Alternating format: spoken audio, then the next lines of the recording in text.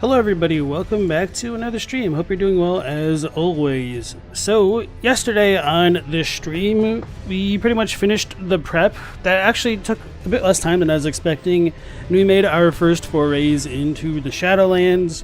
So we talked to Hornsent, Moore, Ansbach, and Freya.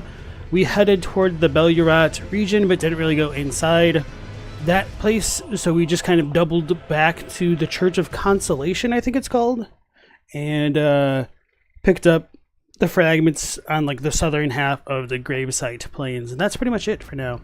So yeah, that's where we left off, and I put on a different set of armor, so kind of feels weird not having a cape. Anyway, Rex Page, Mercy, Scowlizzy, Leon, Bro, Boris, Mike Bailey, nice to have all of you in. Also, I forgot to get rid of the heart thing. Give me a second. Just gets in the way and it annoys me. Here we go. Galaxy Dragon, welcome back in. Skidoo Lands? No you. Alright, let's turn up the volume on my end. Alright. So, I still don't want to deal with the furnace golems because they're annoying. That'll be a thing I can do later. I don't want to fight the Oathbreaker guy. So, somebody was saying that the quests don't break as long as I don't have Mikola break the Great Rune. And if that's the case, I might just kind of beeline it toward the general direction of getting the AMOG, as I call it. Even though I still don't have the stats to properly use it just yet.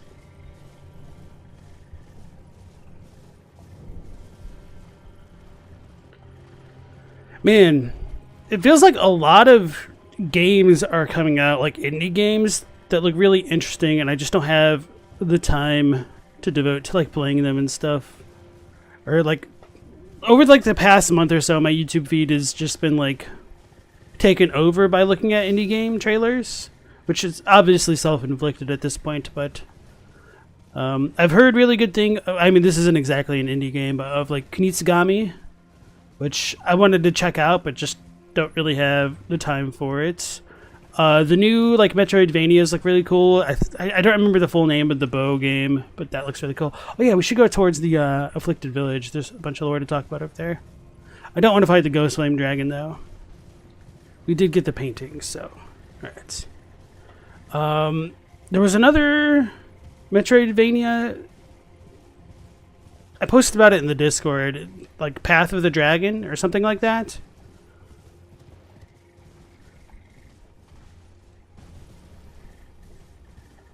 So many games, so little times. And then like Trials of Mana is coming out. Or no, Visions of Mana. Looks interesting. I don't know how I feel about it. Looks like too shiny as far as the visual effects go. Oh, there's another larval tier over there. Sweet. They don't break, they just advance the second half. Well, I don't necessarily want to do that because I don't know the triggers for the DLC just yet. Yeah, Rex has been playing Path of Exile as well. Yeah, I've been playing a little bit of Path of Exile. I think I'm like on Act 8 right now, 8 or 9. And I actually just got a div to drop earlier today.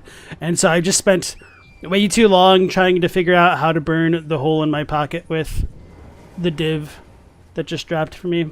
And for anybody who doesn't know what that is, it's a divine orb. It's a type of currency which is extremely valuable that early in the game. So let's go ahead and talk to this super important ghost.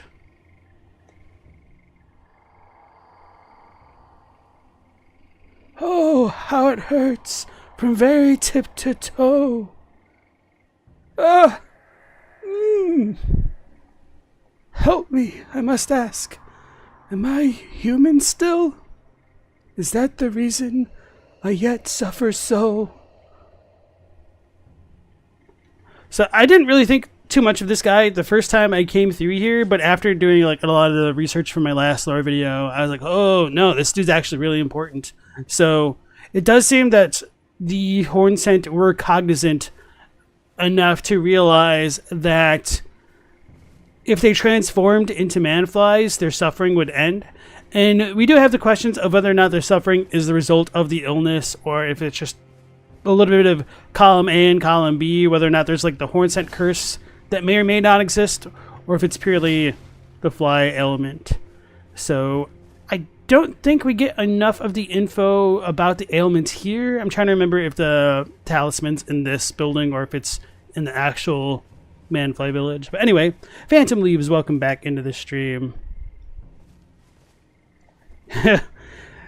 Skellies, can't wait till we get old enough that games start being marketed towards the new demographic with tons of free time and money, i.e. old people. Yeah, my long-running joke is being able to be retirement age and being put in an old folks home, and like the activities that they'll have us play is like Smash Brothers, but due to our arthritis we can't play for very long when we get old. So these are the fly folk. I guess I should have rested. Whatever. Oh, we're in good shape. And for whatever reason, the manflies don't have horns like regular Hornsent. They get an extra pair of arms, or yeah, an extra pair of arms, which are like bony, and they don't look normal. I could turn this on. The most annoying thing to me about the lantern and the telescope combo, or the telescope in general, is like it turns off all other player generated sources of light, which is very silly to me.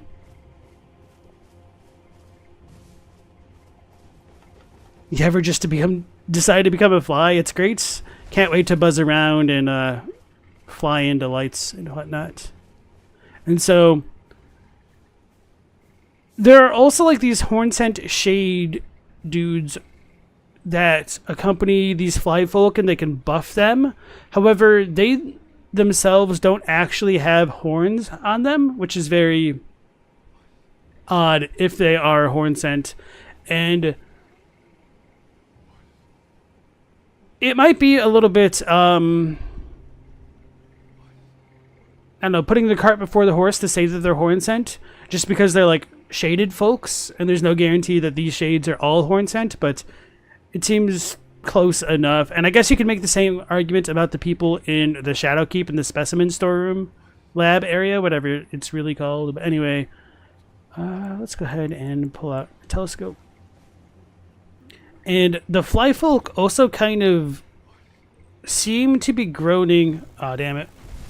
They saw me.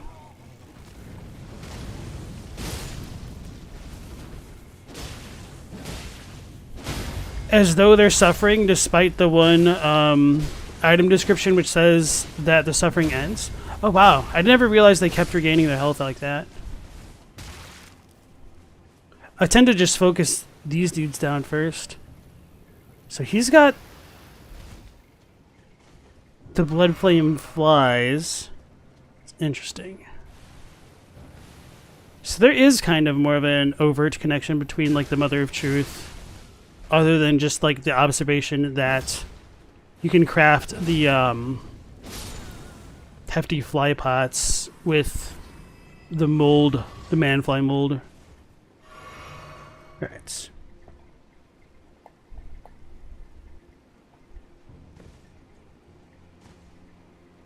If you don't break Mikla's rune, there's extra dialogue with Ansbach for the crosses he requested you find.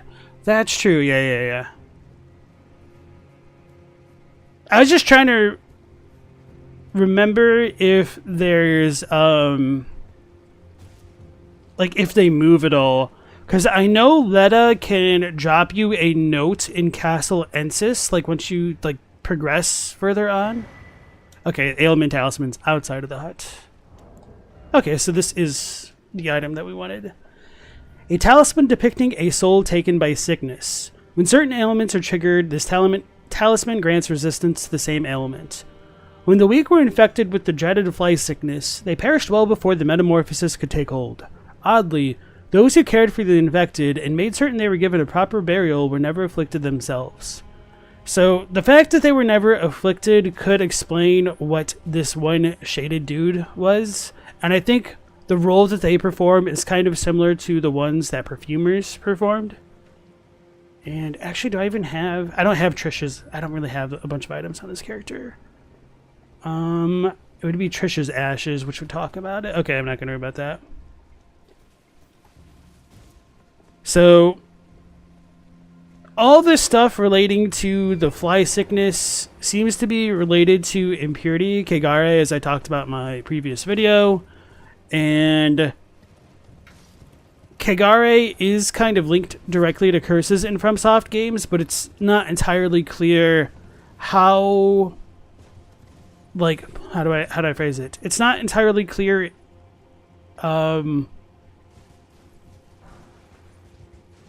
what their relationship is in terms of like what causes the other to occur. And I should have gone the other way first.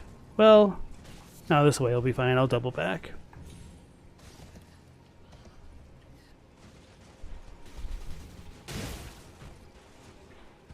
So you could get like corrupted, tainted, impure flesh, and that might cause somebody to become cursed. Or it's also possible, it seems, to curse somebody and then that will taint them directly. So this is where we get the hefty fly pot, which we craft with using the fly mold, which I'm surprised I don't have any yet. Guess we need to kill more man flies.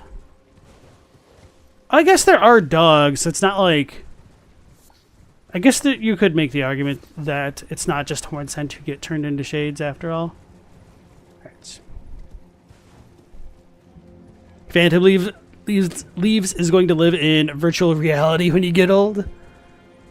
Am I doing another no blessing run? Hell no, I already suffered. I wanted to do the no blessing run on my own privately, because it would be a little bit... Not redundant. What's the word? Repetitive? Well, I guess that's kind of the same word. Tedious, perhaps. Trying to, like, watch me stream and smash my head against stupid things for my own choices. So we got the Gravebird armor, and I'll read that in a moment. I'm not going to go in the cave just yet. We need to find our painting boy.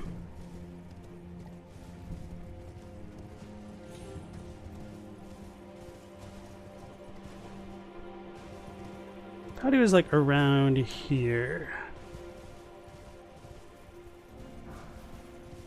Shadow Realm rune, sweet.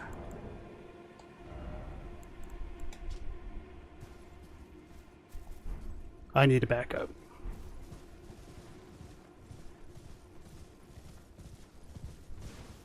So the painter guy should be around here, right?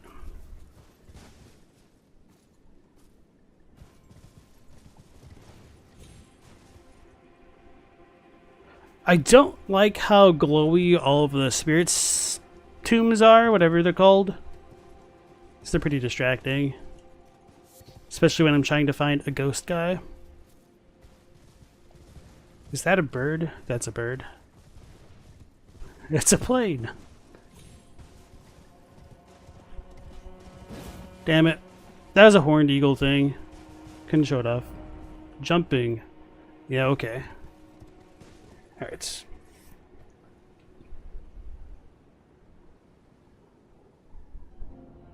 Rex just got a div drop. Nice. Yeah, you're welcome. What is the greater will? It's a little guy, you know. It's a big little guy. Or a little big guy. Whichever.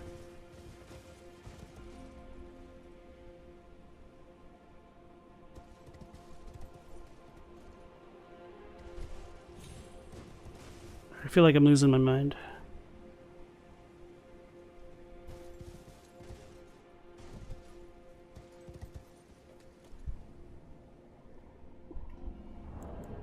It's a document that God wrote to tell us who should get all of his stuff when he dies. Truly the greatest of wills.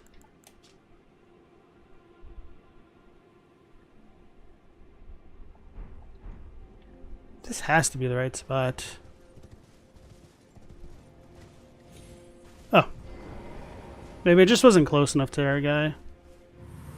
So the painters are like kind of actively painting in their death poses. And now we get the Serpent Crest Shield, which says it's a finely made red shield featuring an engraving of a winged serpent. Excels at guarding against fire. Said to have been made to commemorate the beginnings of the crusade started by Mesmer, son of Marika. So let's go ahead and put this on for a moment. This is too far. I'm not used to having so few shields. So you can see like the crest of Mesmer on the shield within the shield, essentially. And the winged serpent and whatnot. So pretty cool stuff. Alright, so I'm going to go ahead and walk into the jail. Get the Side of Grace. Do I want to go through here? No, I'm just going to beeline into the AMOG and then I guess I could come to the Belly Rat jail when I actually go towards Belly Rat. Belly Rat. Belly Rot. Serpent Shield, best shield. I feel like the best shield now is the Black Knight shield. The one that can give full holy damage negation. A little bit of a wonky design though.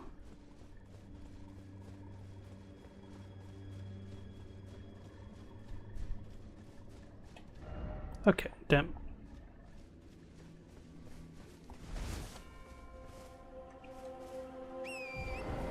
I'm not gonna fast travel because I don't want to respawn all the enemies in the ailing village.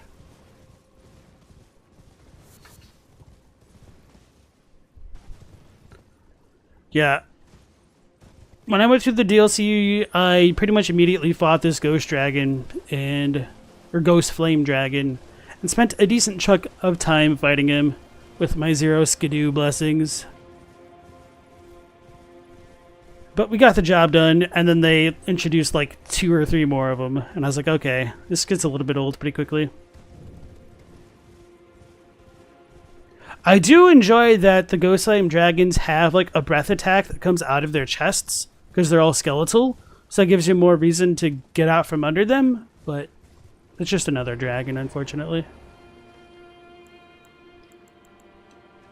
Alright, so within the fly villages, or at least this one, you can see a bunch of corpses. These dudes kind of look like commoners of all things, but they're not fly people.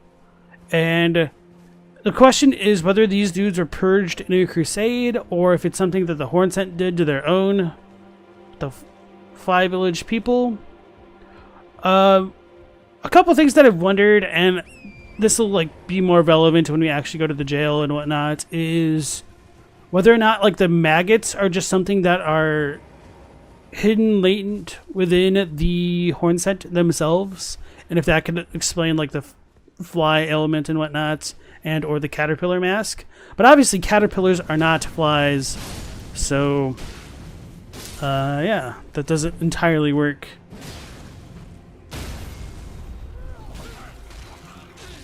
Whoopsies.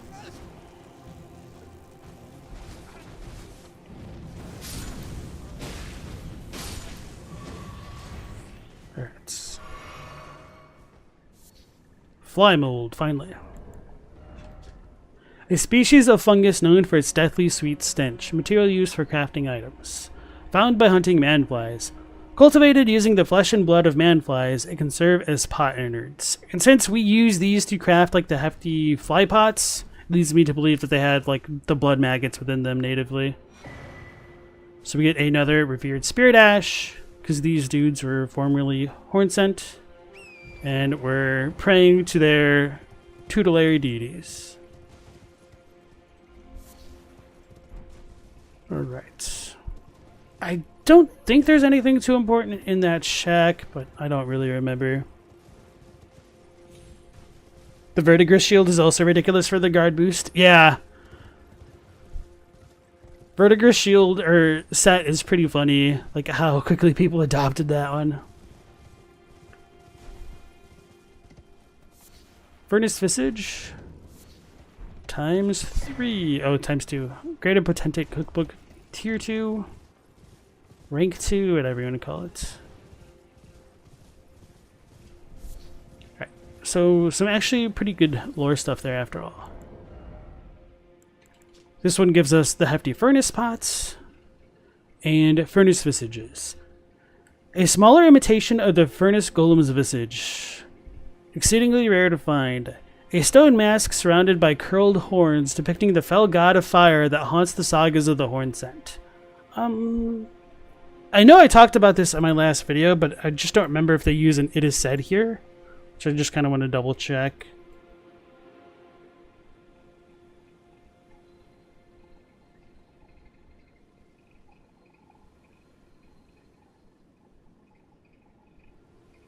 Nope, okay.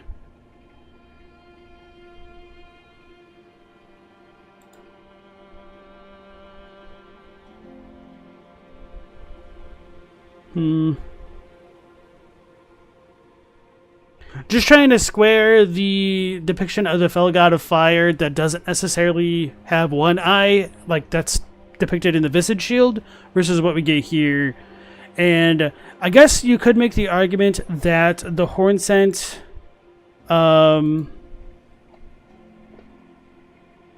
believe this is what the fell god of fire looks like versus what we actually see, I guess, but we probably don't even get like the fullest picture of that fell god of fire regardless, so it's a little bit up for interpretation, I suppose. Anyway, pretty cool stuff.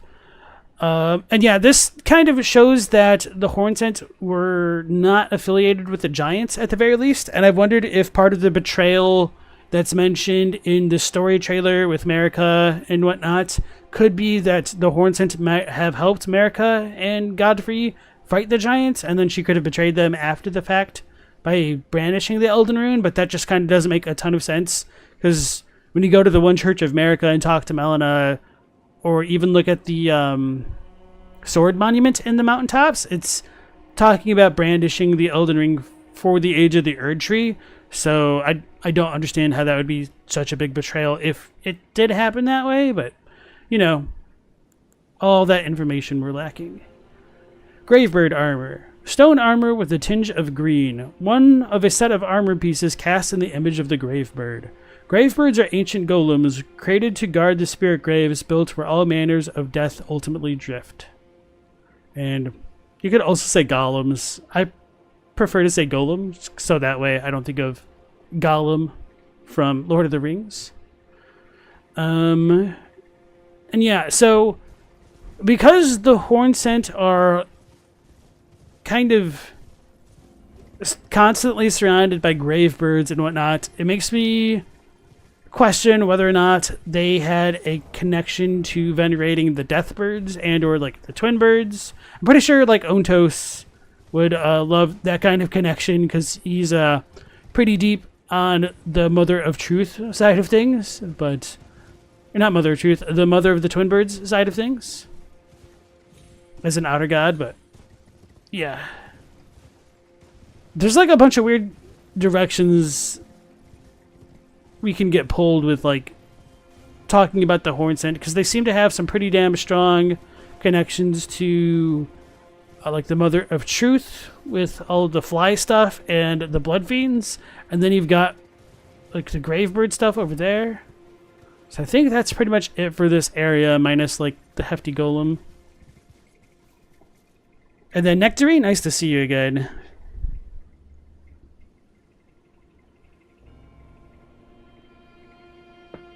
Caterpillar versus maggot is just a question of cuteness. You know what? You might be right about that. No, but maggots don't have legs, but caterpillars do, don't they? Kind of? Well, not really, I guess. I'm not a, oh, I didn't realize it could track towards me that far. An anthropologist. Wait, anthropologist? That's the wrong one.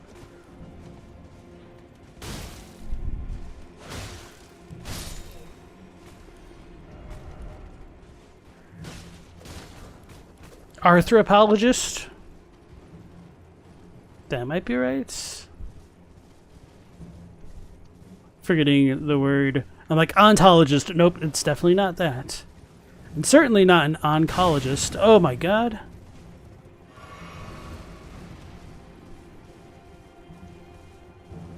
I was just trying to get the things off my back. Entomology, that's it. Actually, I don't know if zoologists would know about bugs super well, technically speaking. Hey, Jake, welcome back in, and thank you. The study of Ents? No, no, no, no, no. Alright, so did I pick something else up? Yeah. Cloth armor of the rank-and-file soldiers of Mesmer's army. A pitch-dark suit clings to it, much like the inner faces of the men who wore them. Wait a second. Okay. That kind of escaped my attention because this is just a random item that I picked up pretty early on my first playthrough, and I did think about it in relation to the dudes, like the shaded folk. Is this meant literally? I'm going to double check this real quick.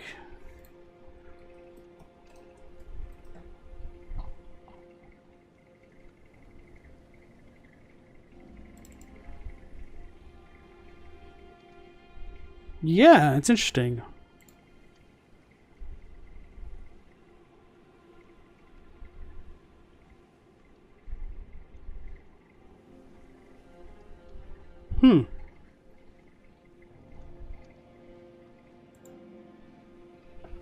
Well, even if that is true, I do kind of believe that the Hornsent aren't necessarily fundamentally different from everything else. Like all the other people of the lands between.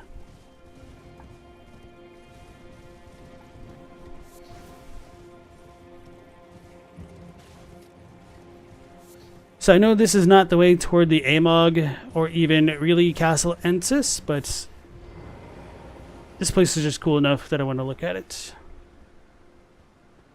There's a dude in here. I guess it's the one up above. Spelldrake Talisman +3. These descriptions are the same as the base game, so I'm not going to pay too much attention to it. Just talks about the dragons protecting their lord. Alright, let's just do this. For some reason, I was thinking one of the Karian Spellblade dudes was in that room, but it's that building over there that has them. So I'm just going to leave that be. Let's go pick up our Skidoo fragment.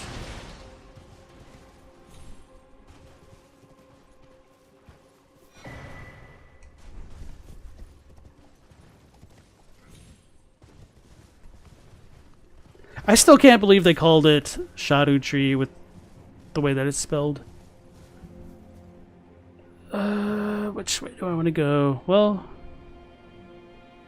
There's that way. I want to go down that way. Both.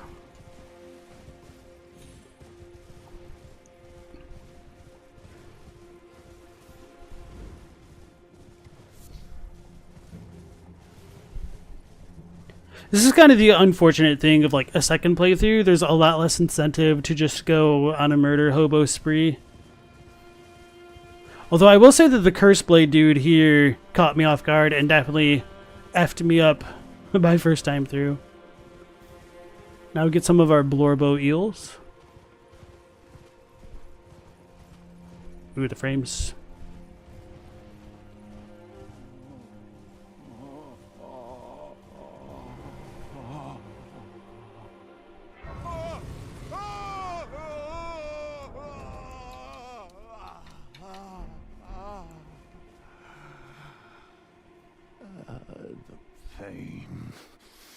The pain. My arms, my legs, each lies a bloody ruin. The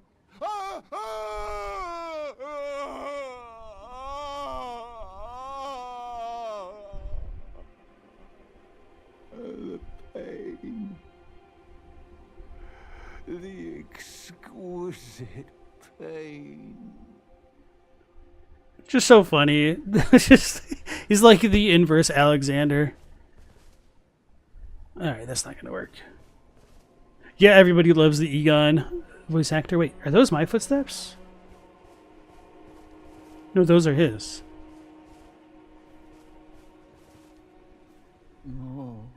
Alright. Bale! Vile Bale! Oh, terror incarnate!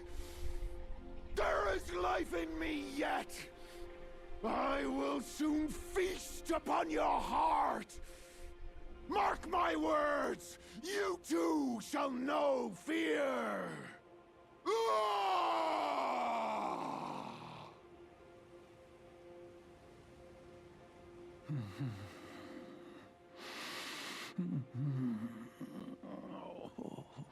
The pain. The exquisite pain.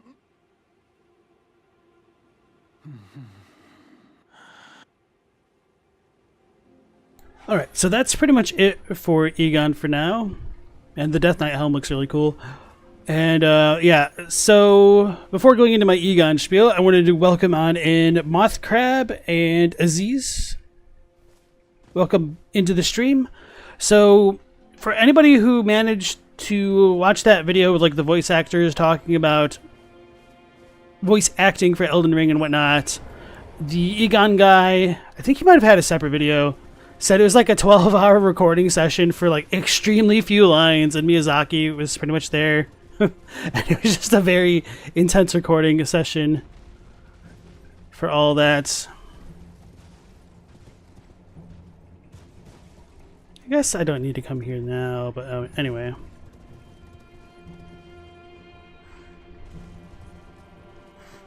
And I might be misremembering the details, but he was surprised at like how intense the recording session was because of how few lines his character has. I can't dismount. Let's do this. I can't dismount. Okay.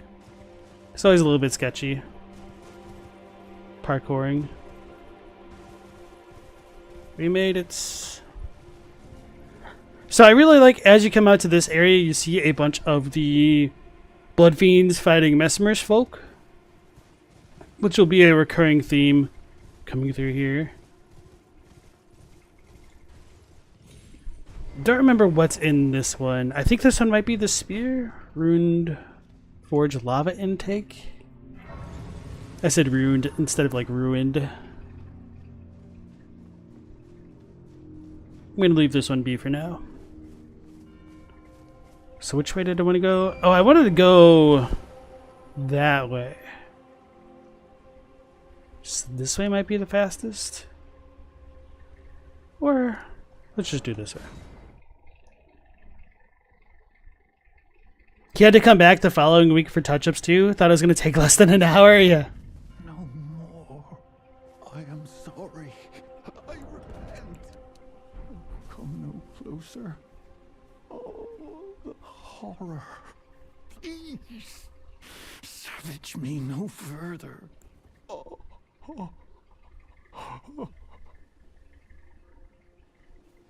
Please. No more. Spare me your cruelty.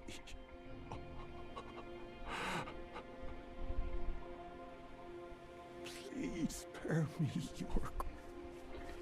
And whatever they did, I mean, it worked because he has like one of the most memorable characters. Should be like thanking the hell out of Miyazaki for being that particular about it, as draining as it must have been. I think this might be safe.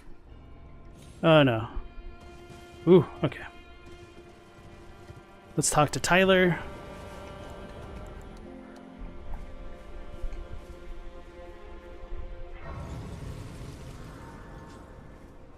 Get our blue skidoo. And you can too. I abandon here a part of the flesh of my body. America was here, guys. Alright. Hey, Ash King, nice to see you again. You think they failed the Egon character? Under that badass look, we never... Oh, under that, he has a badass look, but we never see it. Why should we watch the ragged hobo outfit instead? Doesn't look like something a Dragon Communion style at all. I think that's part of his character, the fact that he used to be a badass, but he kind of like lost himself to the pain and kind of has to like regain his glory. Like literally like coming from rock bottom almost. Damn it. I hate being off center.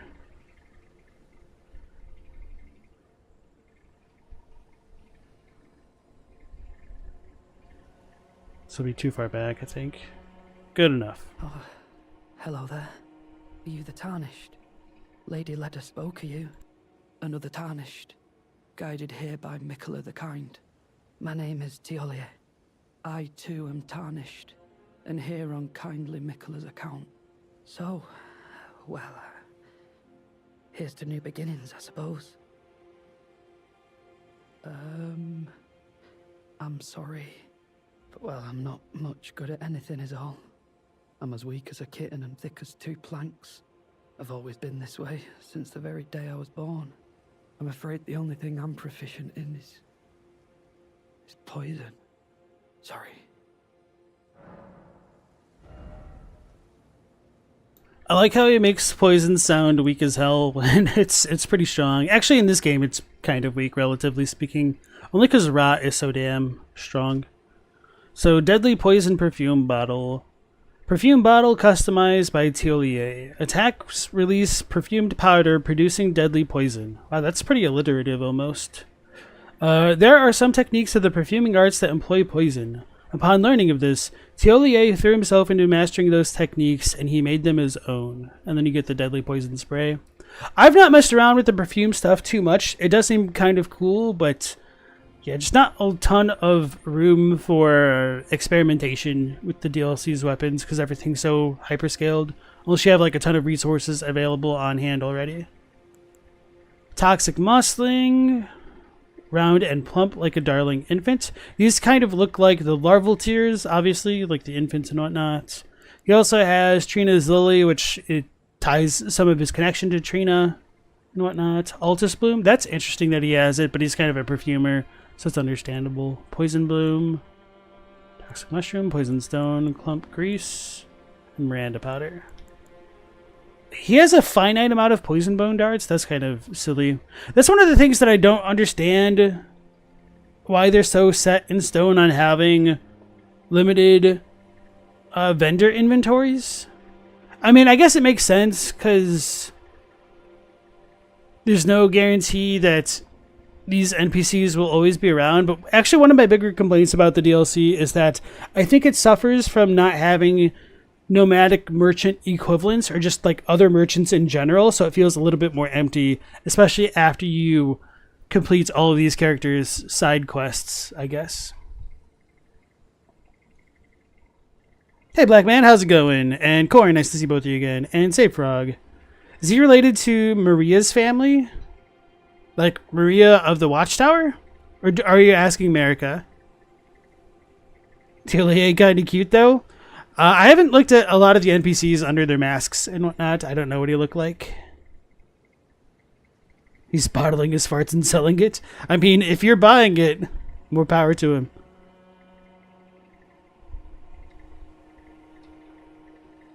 Ash King doesn't get how long Egon is screaming about Bale. Seems like he fought him centuries ago, yet he's still screaming like it was recently. It could be like related to like nightmares or like phantom pains and whatnot. There are like 8 hanging pots that drop bell bearings for expanding the round table shop. True story, but it would have been nice if there were like actual merchants to help flesh out this land. Because like once you get rid of these dudes, it's kind of no man's land, almost like literally speaking there. The Forge Brood should have been the merchants of the DLC. Yeah, that was actually a good potential. But I don't know. I wish like more characters with more dialogue or something, just to make the world feel a bit more lived in. And then Mike Bailey, nice to see you again. Did Metter create the 3 fingers? It's not explicitly stated, so some people think there's the possibility that it didn't. I don't particularly have super strong feelings about it, but I'm going to be inclined to believe that she may have, just because if not, it leads into this weird complication of then trying to figure out where they kind of came from originally. Oh, Murray. Okay. Yeah. You have to switch the A and the I. So House Murray. Yeah. I don't. You might be able to argue that because he does kind of look like that, but it's just a mask too. All right. Thiollier Murray. That's kind of a funny name. Actually, that is a pretty fitting name, I suppose. So I could see that being somewhat acceptable headcanon. Oh yeah, I should probably have continued talking. So, what can I help you with? Let's go ahead and buy something. Just give me the word if you need any more poison. So,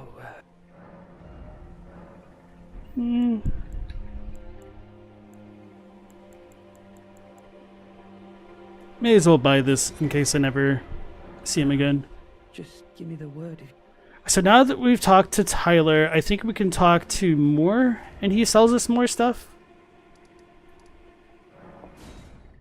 Or something along those lines. It'll like start off this quest.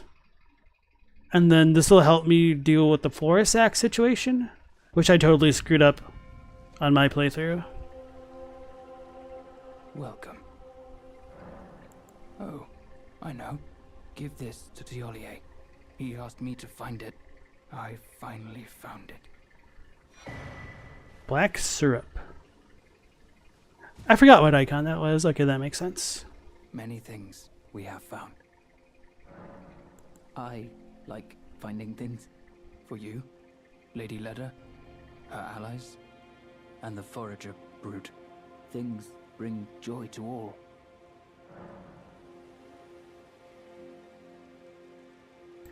Alright, so that's pretty much that. Oh yeah, it's not important. Goodbye. That's weird. An ebony black syrup held in an unglazed jar. Moore asked that this be delivered to Thiollier, an unknown liquid apparently gathered and aged by the Forager Brood. Not sure what that is, actually. So let's go back to Tyler. And then I will like use my blessings. And then also wanted to say, Dodd Moros, welcome on into this stream. Maybe Metter birthed the 3 fingers after being abandoned out of rage. Maybe. Abandon me.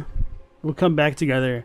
I don't know, because I still would have liked a more tangible connection between itself and the 3 fingers if that were the case. I'm not going to worry about centering that. So, oh? What's this? I have to say, Sir Moore has an awfully sharp eye, doesn't he? It's wonderful. This ebony, as lustrous as the night sky unending. I don't think I could ever thank him enough, but I'll have to think of something. Ah, forgive me. You two deserve your share of the reward. I'll mix up something special. If you find yourself weary of the weight of this life, then just give me the word. Sleep is a balm. An eternal sleep is an elixir. I like how I tried the syrup and I actually just died. I mean, it's kind of funny because you almost expect something special to happen and then you just die. Is that so? Then take this. This concoction can coax even the oldest of dragons to sleep. For you, it will grant the sweetest slumber for all eternity. Okay, I guess that line there is supposed to be the hint. The oldest of dragons, that's like the Florisax connection. Thiollier's concoction says, it's an ebony black concoction mixed by Thiollier, a condensed somniferous elixir purported to be capable of putting even an ancient dragon to sleep. For an ordinary mortal, a single sip would assuredly result in swift and certain death. Thiollier thought of St. Trina's sleep when he created this, but the ebony sleep he concocted had not the sweetness of nectar nor the gentleness of rest's embrace. Okay. And there'll be more to talk about that with like putrescence and stuff when we do the St. Trina stuff. I think that's it for his dialogue. What can I help you with? Okay. And now we can buy his concoctions, which are unlimited. Go figure. Of course, the one unlimited item is the one that literally kills you. Right.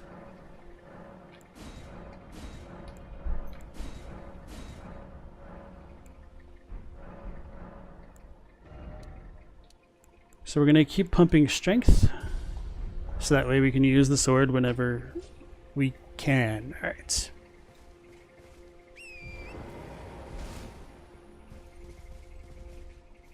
What if the three fingers just some two fingers experiencing a conjoined twin situation? Possibly. There's a lot of twin stuff going on in the game where I could see somebody wanting to believe that.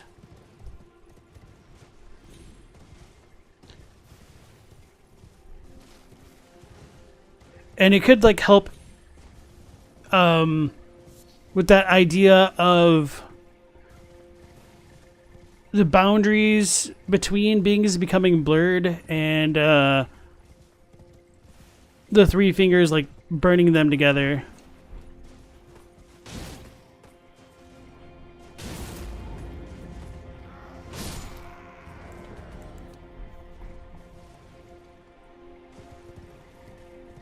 Ash King wonders how death works in the Land of Shadows. At least on graceless people such as the Hornsent, do they die from aging unlike the Erdtree people? That's a good question, especially because of like the removal of the rune of death and whatnot, and how separated these lands are meant to be from everything else.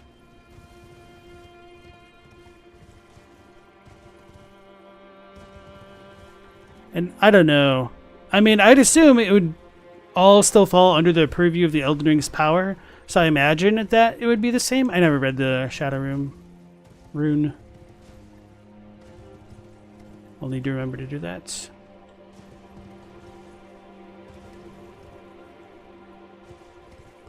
I spent way too much time fighting like random crabs and crayfish that dropped 0 rewards. Dugum. Deep purple lily.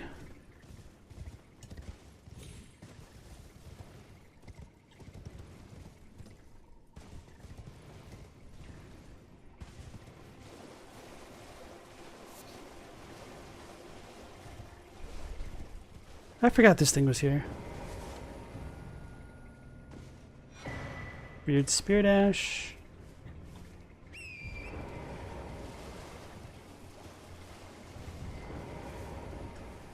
Alright.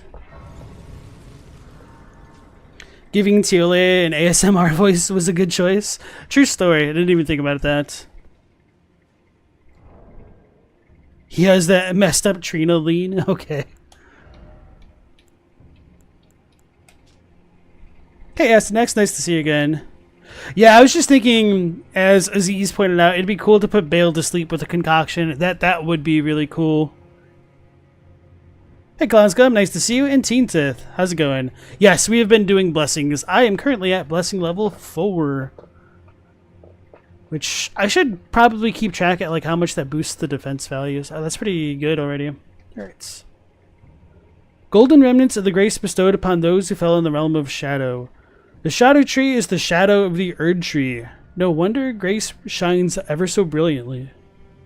And what the hell that means, nobody knows. Alright. Deep purple lily. A deep purple water lily that is on the verge of wilting.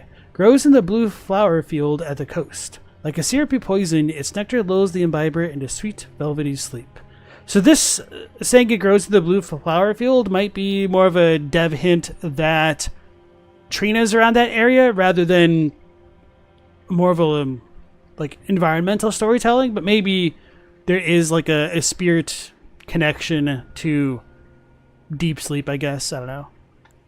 Which, I mean, is kind of true, but I don't know. Anyway, dew gem. A succulent plant that is supped on night-tinged dew. Glows at night and blossoms mainly at the waterside. Said to have been used in the practice of sprite medicine long ago.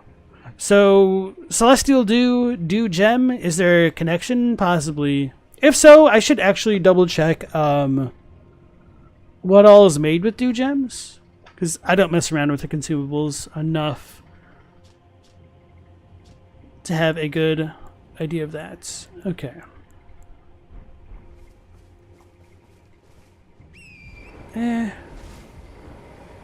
I'll use the blessing now after all.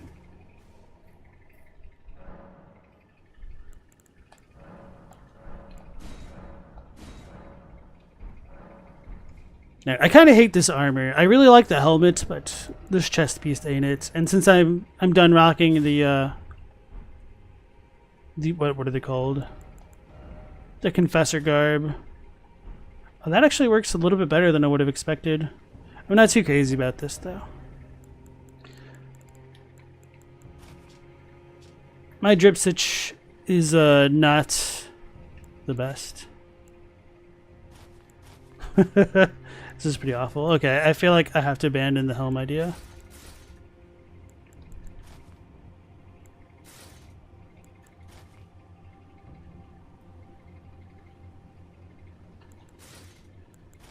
Yeah, I actually just like this better. Alright, this will be good enough. Right, still medium load. I just wanted to get that since I was around this area. Actually, no. We're going to go all the way through here first. While the shield is cool, or not the shield, the sword that I went is super cool, I really... Wait. Let me think about this. Right. I just need to turn the proper direction.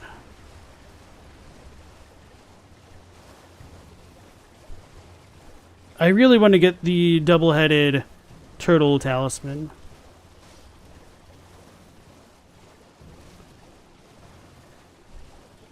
That thing is cracked. There we go. Round Rock.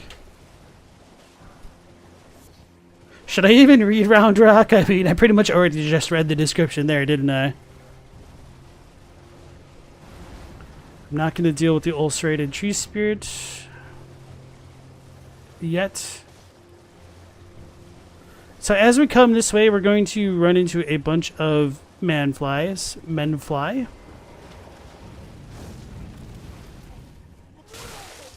Puked on me.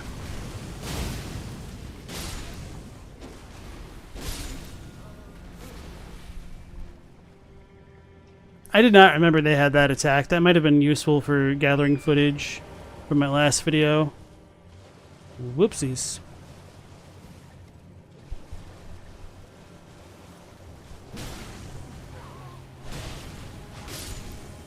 That one just looked at me funny. And so we get a bunch of the corpses thrown down here. Although these ones, I think, are more... Okay, no, I thought there was a couple more horns. Maybe it's just the corpse that I looted. These are like the more commoner style corpses that are filled with buzzing flies.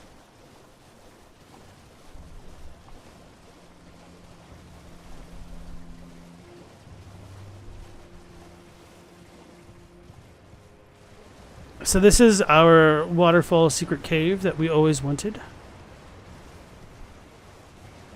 We got the angry Borbos. Two-headed turtle talisman. Plus a two-headed turtle. No, it's only got one head.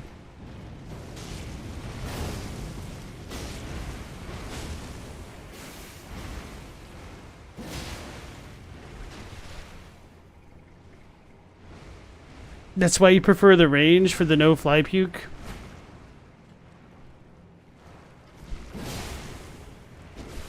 How did I miss?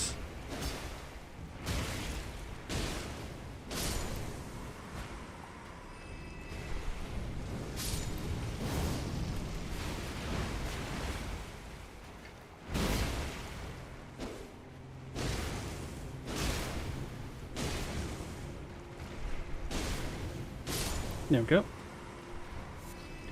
So the beast horns plus the turtleneck meat, and if we look at the corpse of the turtle, you can actually see that it has horns on it. It also is growing a bunch of random hair, which is interesting.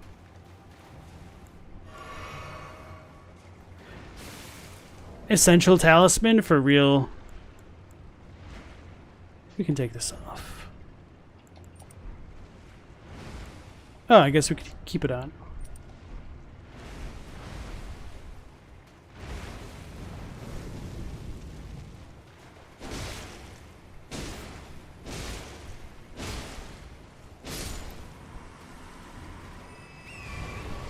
Alright, and since I went all this way, I'm just going to go into the cave over here to get the Site of Grace. And then we'll warp back.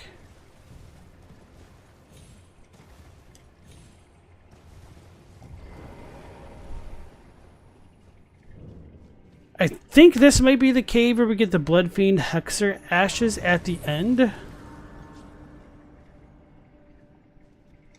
Which is pretty good, but don't burgle your turts. Too late.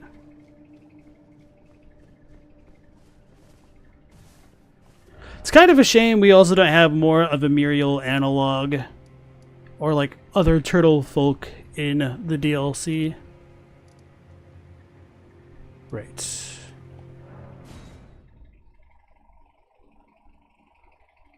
Yeah, outside that cave is the good spot to farm the round rock and the dugums for the hefty pots. Great for the strength builds. Yeah.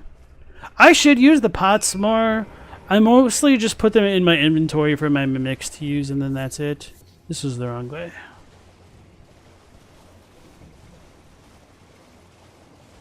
There is a turtle surrounded by the ghost worms and has two heads? Is there? Where is that one at? Is it to the west of Fort Reprimand? Because I don't remember. Oh, shoot. This is not the area. It's further down, isn't it? Wait, is this the way I even want to go right now?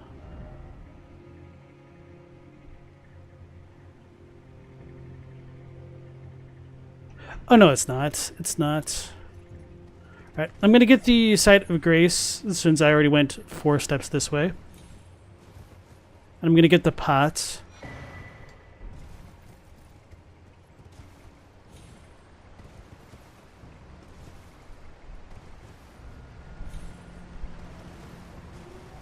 And then I will go back and then go back through the cave.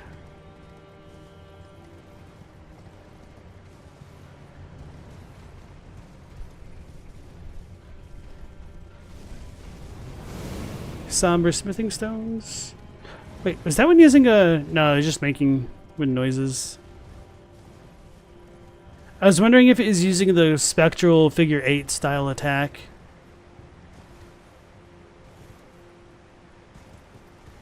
Is there an item over here? Or this is just where the tree spirit is, isn't it?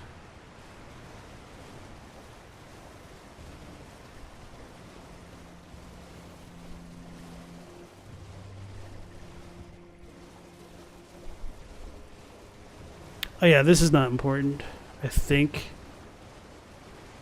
Wait, it has red eyes? Or is that just how they look? No, that dude actually has red eyes.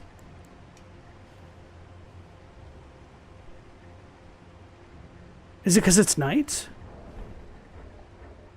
I'm in combat.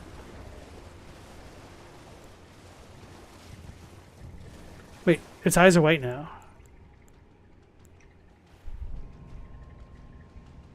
Nope. Okay, visual glitch. I didn't mean that. Lobsters are evil, obviously.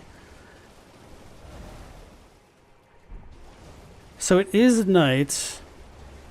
I figured it was with as dark as it is, but there's some areas where it's still really dark even during the daytime because they're all shaded and crap.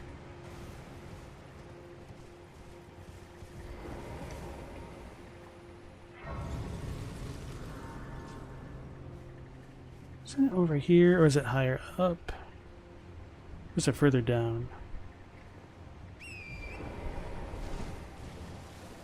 I think it's further down by the ghost.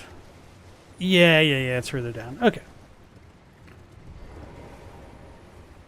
So we get another horn-scent ghost.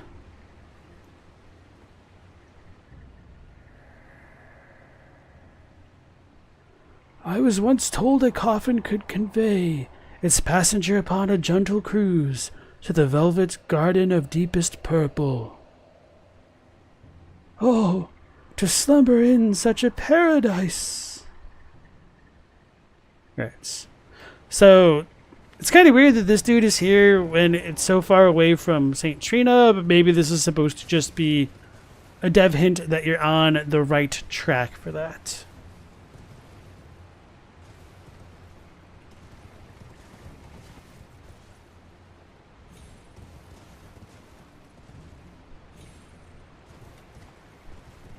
I do like having Smith's script weapons, if for no other reason than throwing them at these kinds of pots.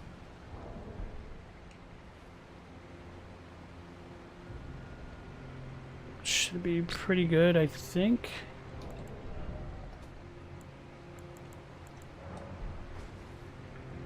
Oh.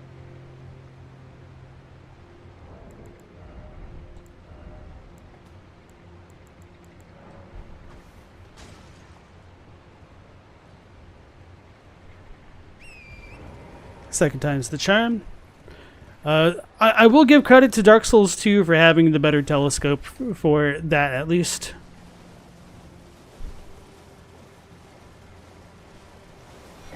Mushroom Sellers Bell Bearing. Number 2. Toxic Mushroom, White Flesh Mushroom. And then we picked up the hefty Rack Pat.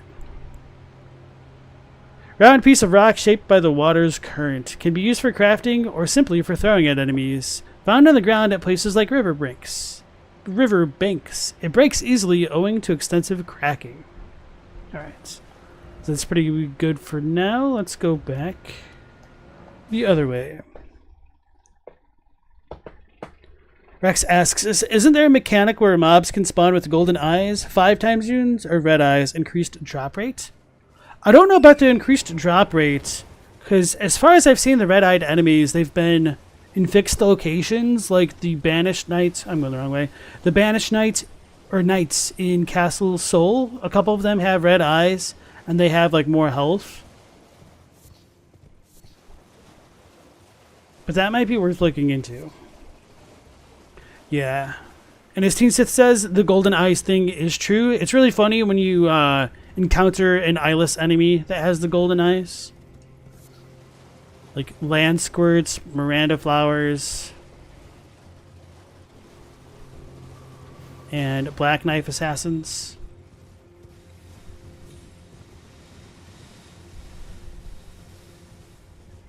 So we get a bunch of the vulgar militiamen around here for whatever reason.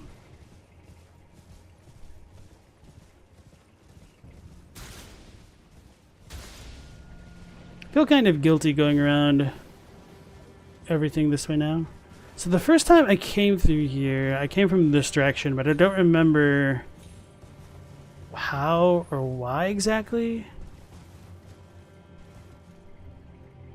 Yeah, I'm just gonna backtrack this way for my mental image. Oh, okay, that's that way.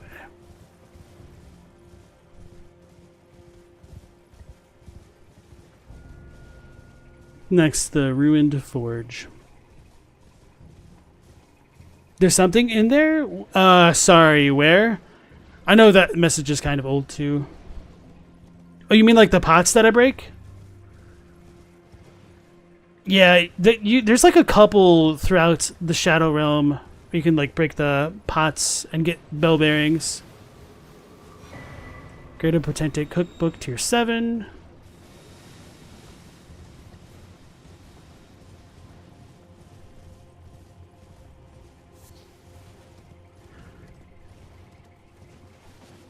And this would have been like one of the coolest mechanics in the DLC, but they just didn't really expand on it too much.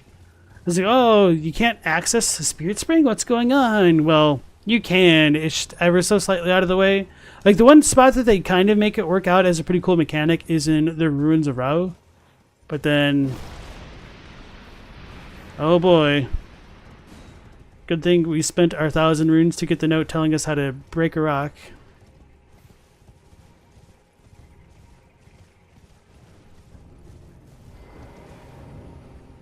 Elder's Hovel gives us the Talisman of the Dread.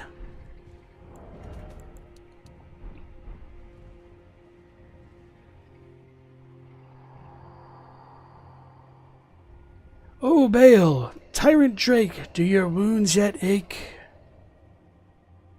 Is your fury still yet to crest its zenith? Hurry, hurry and lay it all to waste. Lay waste to the proud, the conceited, every last one of that arrogant lot. Alright. Talisman of the Dread. Talisman depicting the dread dragon of the jagged peak, whose roars cause the peak's molten fury to boil and churn. Raises potency of magma. Bale was the foul dragon's name, a terrible harbinger of destruction, whose challenge to the ancient dragon lord ended in grievous mutual injury. So this is a super important talisman, which establishes like the nature of Placidus wounds. So this kind of kills the headcanon theory that Godfrey must have fought Placidus, and that might give us a bit more distance from Placidus potentially being the Stormlord.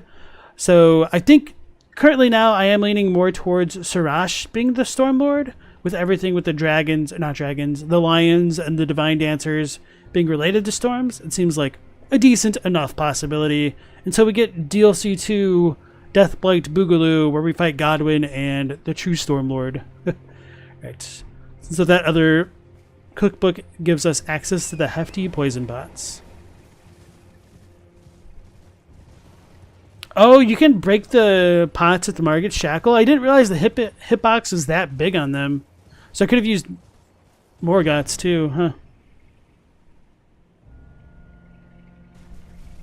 Yeah, so part of the reason why I screwed up Florisax's quest is because I went this way first. And I talked to the ghost and I was like, oh man, there's a super dragon you can fight. I'm totally going to do that right now.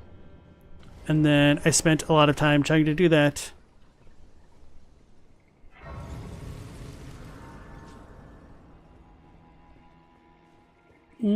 Fort of Reprimand. Do you want to... Trying to decide if I want to explore this now. I may as well, because I do need a couple more levels still.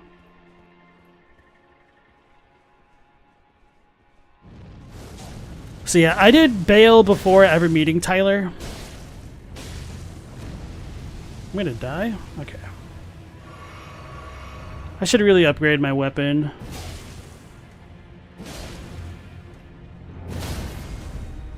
Or just stick with my jumping attacks.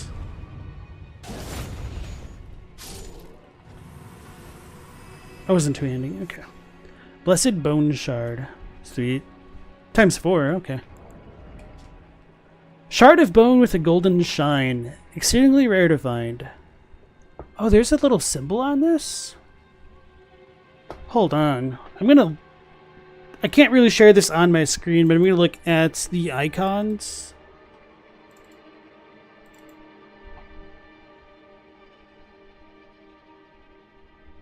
Which I don't have labeled properly, so this is gonna... Maybe I shouldn't do this right now.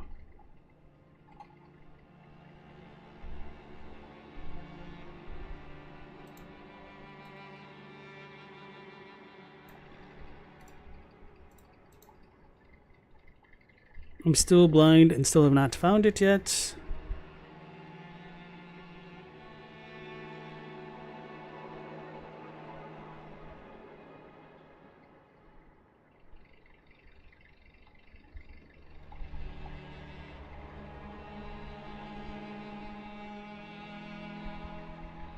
Oh, okay.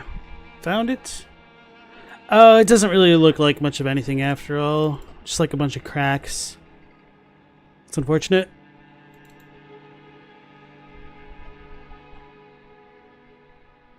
Oh wait, it kind of looks like an not Nestus flask, a flask of tears symbol in it, like the shape of it, the silhouette of a man. Skadoosh. Hey, I-Man, nice to see you again. Oh, shackles open the spirit springs without needing to hit the rock pile. Interesting. Okay. Oh, the Spirit Spring puzzles. Okay, that makes more sense. And Dead Ed, welcome on in. He can't keep getting away with it. Alright. So, just... Yeah, I can't zoom in, I don't think. Oh, no. I guess it does look more like an Estus flask rather than a flask of Crimson Tears, like, unironically. I don't really think it looks like anything. I'm just trying to compare it to what my Pareidolia is seeing. I actually don't know how to pronounce that word. One I've only ever read. Yeah, the first time I came through Fort Reprimand was also this way, and I thought it was really silly how the two sites of grace were like within a stone's throw of each other, like almost literally speaking here.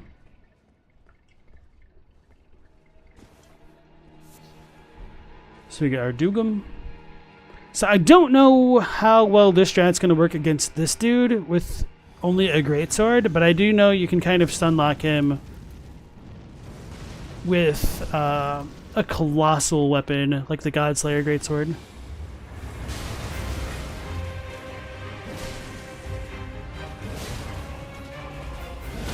Nope, it seems to be working well enough. Turtle Talisman coming in clutch. Uh-oh.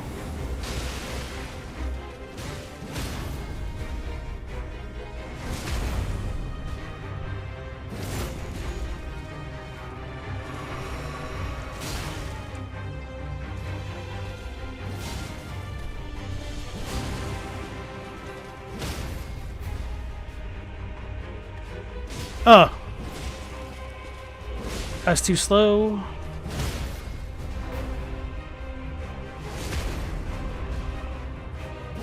Pareidolia, sweets. Thank you.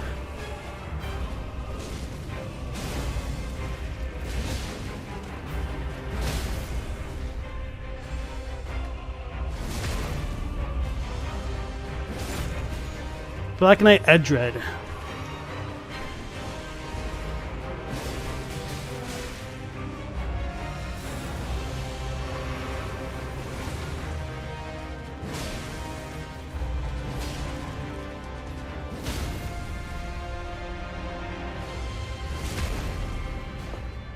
Hey Stella, nice to see you.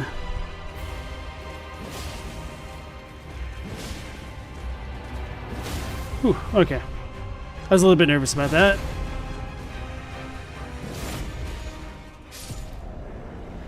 No idea how you're supposed to fight these with lighter weapons.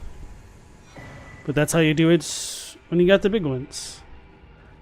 Aspects of the Crucible wings. I was pretty hyped to get this. I was a little disappointed to find out that it's pretty much only God mode on the Twin Blades.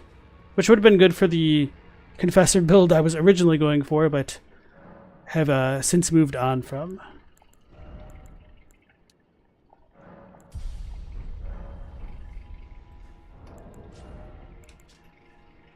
This Ash of War grants an armament the sacred affinity in the following skill. Aspects of the Crucible wings. The skill originates from the life forms of the Crucible. Grow a golden pair of wings and take to the air before diving down at the foe weapon first. A spinning attack is performed when wielding a twin blade. So, it's usable on swords as well as polearms capable of thrusting, but you just kind of like do a lunge-like thing. It's a pretty cool Ash of War. I do wish that you didn't just drop down like a stone and you could like float around with it. That's kind of like one of the minor nitpicky type complaints that I have about like the FromSoft games, where I feel like sometimes like no fun is allowed.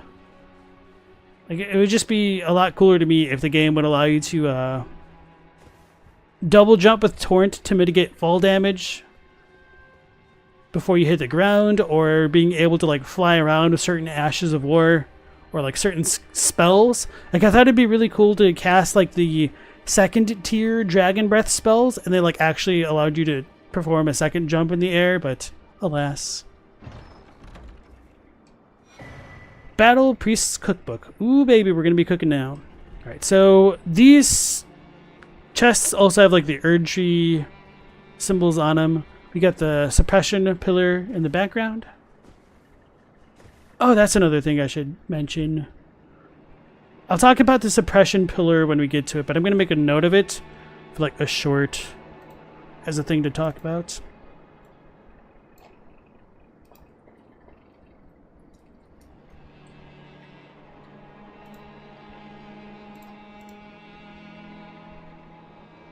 The map's begging for Dragon Mount 2. I wouldn't be able to fly around. That'd be crazy. Ledge grabbing? Oh yeah, that would actually be really cool. Like Sekiro style? Well, it kind of makes sense that there isn't ledge grabbing because these games were allegedly developed like at the same time. So if Elden Ring had like some ledge grabbing, a Goomba Stomp. The Goomba Stomp I feel like is probably one of the most underappreciated aspects of Sekiro. And then Dylan, welcome back to the stream. And Greyard. The skips would be crazy. I mean, the skips are already crazy. It's just like one of those things where I feel like, yeah, it would kind of break the game, but I don't think it would like break the game for the casual player. And so I tend to be more on the side of fun for stuff like that at times.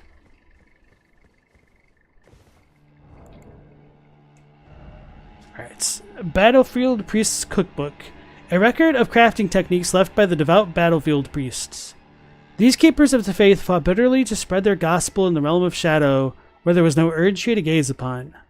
Acquire the knowledge to craft the following festive grace. So, and this is very troubling because if one believes that the battle priests were in the shadow realm kind of like early on, then this wouldn't make a ton of sense, but you might be able to make sense of it later if like the realm of the Erdtree and the shadow were connected at one point in the past. So that might be one way to reconcile that oddity, but I really, really like the art on this cookbook because I think it's supposed to depict the Erdtree at the top of it and potentially the Erdtree's roots, or more specifically the Skidoo tree, the shadow tree, emerging from the bottom. Or maybe it's like, oh, the Erdtree, and it's just like the shadow tree just became the second stalk that wound around both. But either way, I think that this could potentially match the depiction of the Elden Ring that we can kind of see on the throne room door. So let's actually go back to here just to kind of show that off. Yeah, the Dark Souls 2 butterfly wings, that'd be really nice too.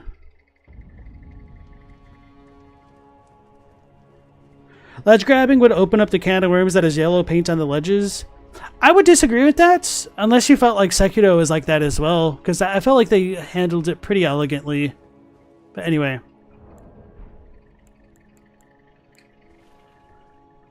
So, Obviously, it's not like the best match from what we see on this door here, but it almost looks like there's roots. This like weird little tree-looking like thing in the middle. Some people have wondered if it's like the amber egg. That's like the circular thing in the middle of the screen right there.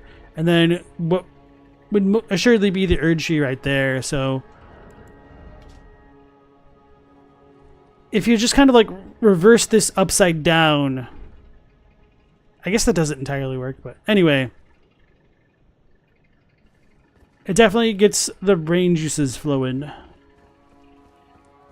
So I do think there is a good chance that Crunchy's idea that the realm of shadow is like literally underneath and upside down from the realm of the Erdtree, it's very plausible in my mind, based like once I saw that depiction in that cookbook. I was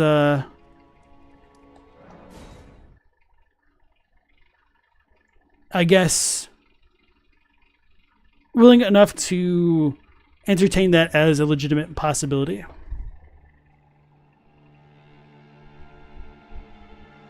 Stella says people are going to break the game if they really want to anyway. Well, some of it is like some of the breaks are unintended. I was going to make a joke about skipping, but that was obviously not intended by the devs. And for anybody who may not know what skipping is in the terms of Elden Ring, it was a glitch that you could perform where, depending on like, I forget exactly how to do the input, but it's like frame perfect, or like there was a 2-frame window where if you let go of a block, your character would just zip forward across the screen at a ridiculous speed, and depending on like how skillful you were at performing skips, you could complete the entirety of Elden Ring within like 10 minutes, technically speaking. Well, when I say the entirety, I just mean you could quote-unquote beat the game.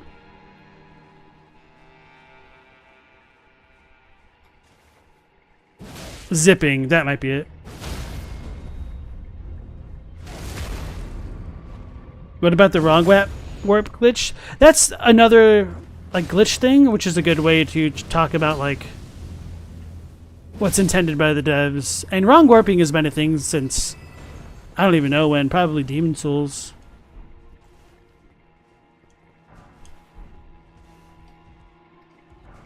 So one of the cool things about the Fort of Reprimand is that these gallows kind of resemble where the Dung Eater looks to be hung from the intro story trailer. So I don't know if it's a one-to-one match, but I've definitely seen some people float that idea out there, which I think is worth repeating. So is the Dung Eater in the realm of shadow? And if so, what does that really mean for the Tarnished who get like called to the lands between then? And for that reason, I'm a little bit more skeptical into thinking that like the Dung Eater was like killed here, but who knows? Fireproof pickled livers. Can't go up there yet. Wrong warpings at Zelda. I was trying to limit it to FromSoft games, but that's fair. I'm trying to remember if I don't want to drop down here, if it's better to go like normally.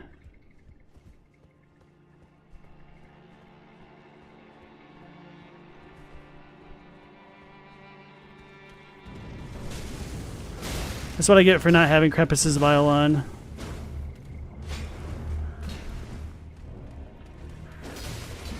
I should have R2'd, huh?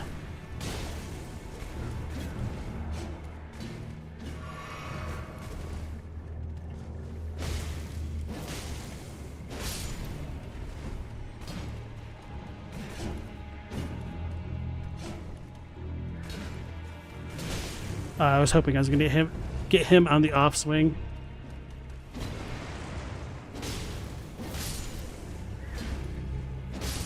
There we go. Dung Eater was hung? You telling me? What do you know, Teen Sith? Get some festive grease.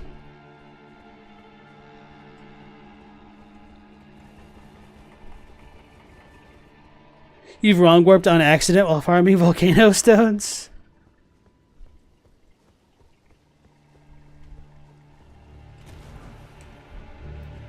Uh-oh.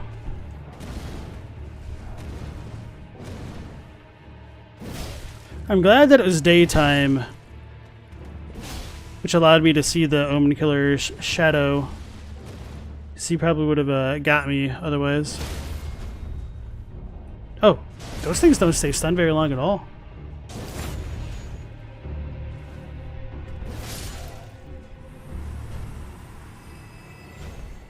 Alright.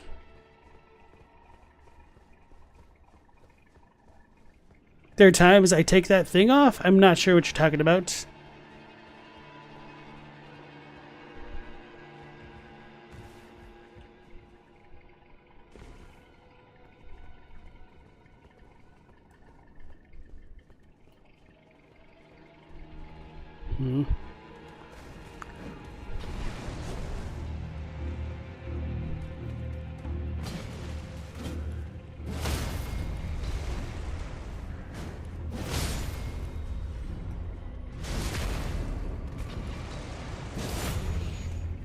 Omen killers are pretty much cosplaying the horn scent.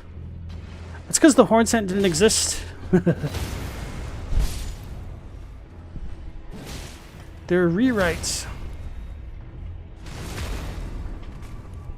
I do legitimately wonder, though, how much of that was planned versus not. Hey. Hey, hold on.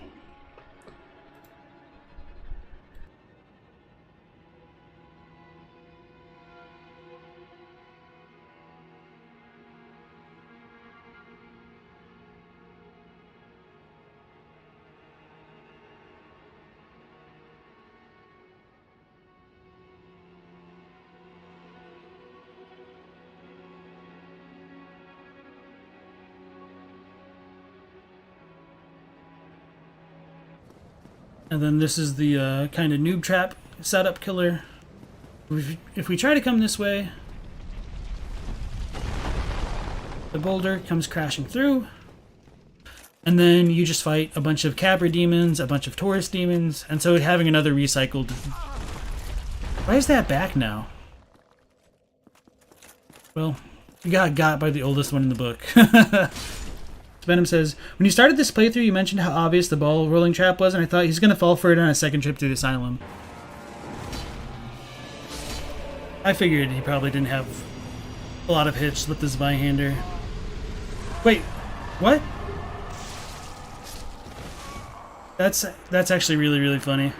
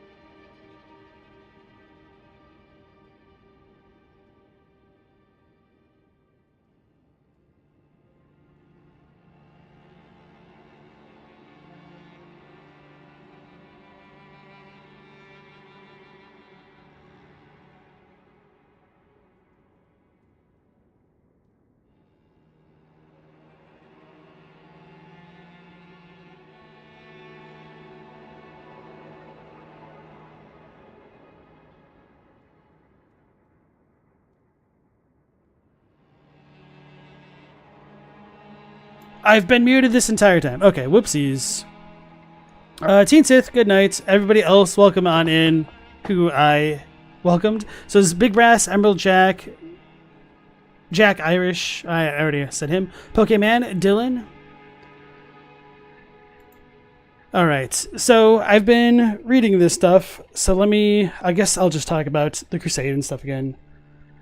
Zoinks. Alright, so golden remnants of the grace bestowed upon those who fell in the realm of shadow. The soldiers who joined the crusade were rewarded with grace aplenty. So the fact that these guys were given grace isn't too surprising because the crusade happened relatively later in the timeline because of all the Carians being around for it, with like Rilana and her relationship with Mesmer.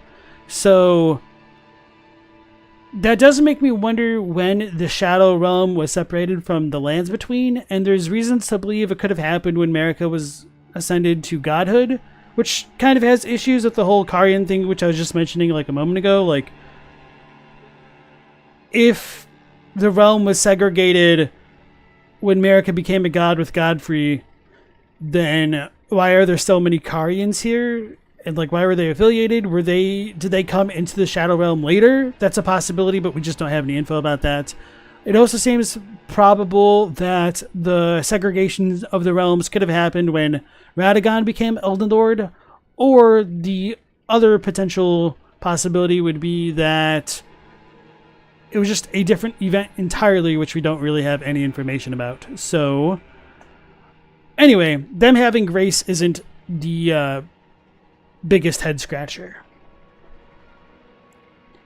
Then we got the Iris of Occultation, an iris that is as dark as night. Placed on the eye of another to deny them light in all its forms.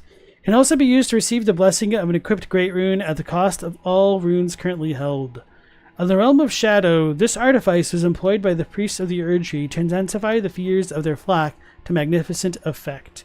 So, I think there was a very slight difference in the Japanese with like the way that the term artifice is used.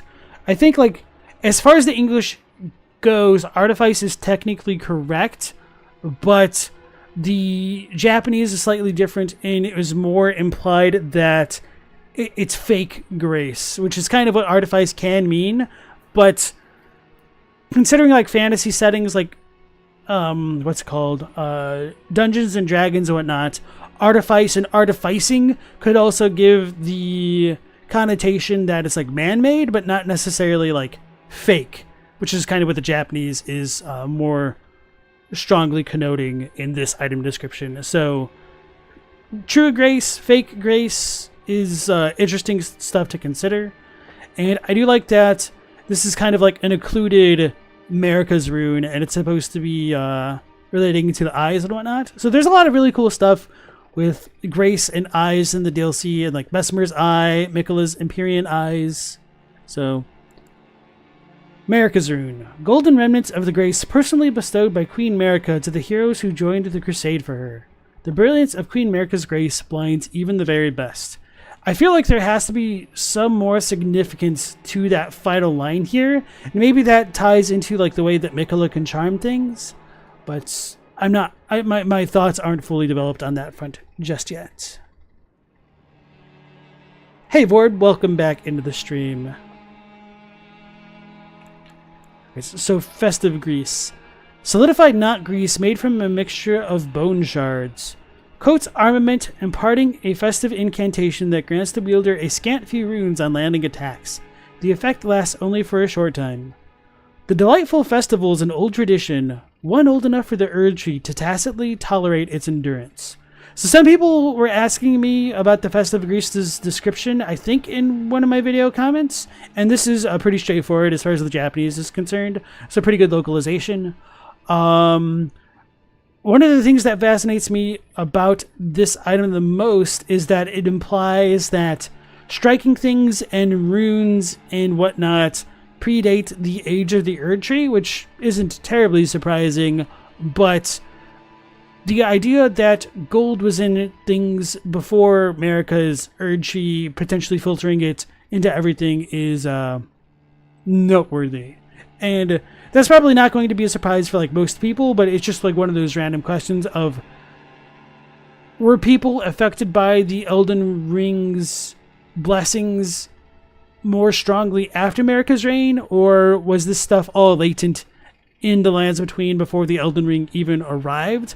I feel like this description is ambiguous enough where you could probably come to either conclusion in terms of there already being runes and like golden stuff in the Lands Between before the Elden Ring landed, but you know, that's why it's ambiguous. So Leon said, Marika giving Mesmer and the Crusade a lot of material and spiritual support really makes you think. Vord thinks the Shadow Tree was created with Marika's ascension to godhood, and when she created the Erdtree when the land was veiled later on. Pokemon asks, are they wrong, or is the Omen Killer trying to loot Marika's rune using the iris in order to avoid being blinded? That's an interesting idea there. I feel like he could have looted it if he wanted to, but it's a little bit unfortunate that the NPCs aren't more robust with their AI to like give us a better hint about that kind of thing. Big Brass said, one thing you noticed is Mikola only casts away one single eye. So as far as that goes, the Japanese doesn't distinguish between singular and plural, and I might need to revisit that item description. Well, it's not an item description. Is it a cross? But either way, I think that could just be part of the localizers not knowing if it's supposed to be singular or plural and then taking a gamble. So I'm not... I tend to be very skeptical of stuff like that. Emerald Jack says, it's all based on faith, so isn't the all faith fake since some people don't even see grace? Well, the thing is, like, some people don't see grace because grace was taken from them. Like, guidance is supposedly different from grace itself, I guess, but if you want to make the argument that all grace is fake, I don't know. And I guess, like, the difference here that I'm trying to impress is that I would say there's a difference between something being fake versus synthetic as in man-made. And so I don't necessarily think grace itself is fake, but I feel like what's going on with the irises is more of a fake form of grace. Like, it's not actual grace. Then Dylan asks, where does grace truly come from? Life, the greater will? That's a fantastic question, one to which we don't actually have a satisfactory answer, unfortunately. I am kind of under the impression or the belief for right now that grace might be a kind of manufactured fate. But there might be, like, there's a bunch of, like, weird oddities where, like, grace is kind of wrapped up in multiple concepts, which kind of makes it a pain in the ass to just say, like, whether or not it's one specific thing or something else. So grace being tied to, like, gold and will and fate is just rough. Anyway, so we picked up the Mesmer Soldier ashes, which say ashen remains in which spirits yet dwell. One soldier wields an axe while the other wields a spear. Both of them are adept at charge attacks. These soldiers belong to the ignoble penal battalion and were buried hidden from the Shadow Tree's sight. So it's kind of interesting that some people are so bad that not even the Shadow Tree could, like, welcome them in its embrace, essentially. Right. So I guess I should go up. I was just curious if I could mount Torrent there. Hey Spaghetti, nice to see you again. How can mirrors be real if our irises of grace aren't real? Yeah, somebody on Reddit pointed out that grace sort of looks like the sunlight reflected on the ocean. Yeah, I've definitely used the West Liurnia coast sunlight thing over a grace mimic to kind of make those comparisons myself on a video. And to be fair, like, the Grace mimics are also very reminiscent of the humanity sprites of Dark Souls. So it could just be like borrowing on the theme. I was gonna rest, but then I remember there's another side of Grace just outside here as well.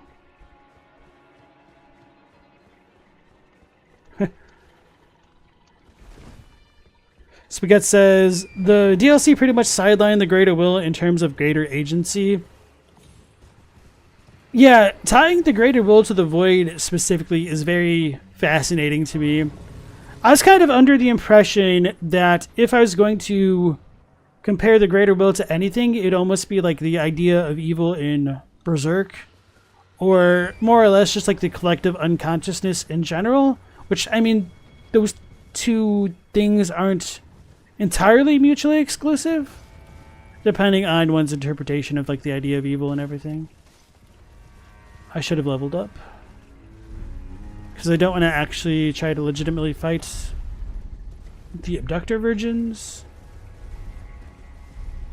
And so one of the Abductor Virgins here is Headless. They say that there's another Headless Abductor Virgin somewhere in the base game, but I don't remember exactly where it is.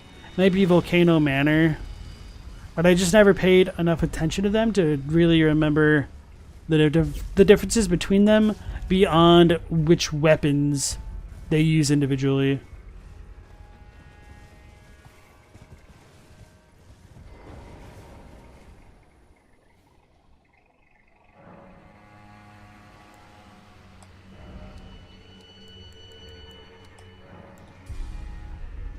So this should give me enough to use the sword when we get it. Sweet. Okay. Blackman says it's exactly what the south-facing end of the Elden Beast arena really looks like. A setting sun on the ocean. I don't remember there being a sun-like thing there. I need to double check, because I felt like the light source was kind of directionless. But maybe there is a source of it. Or maybe I shouldn't say like directionless. I don't think it was like focalized anywhere. You view Grace almost like a gash as well, like the slice of the Erdtree's opening or the Everjail ripples in the ground. It's implied in Bernal's questline that he lost his grace when he lost his faith in the Golden Order. So does that mean you only see the grace if you believe in it? I didn't get that impression from his questline. To me, it felt like he probably... Maybe you could compare it to faith. After all, that he probably may have lost faith in the Golden Order or whatnot when his maiden died.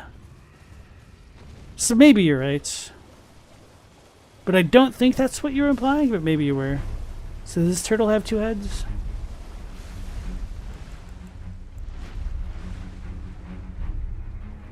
By God, it has one.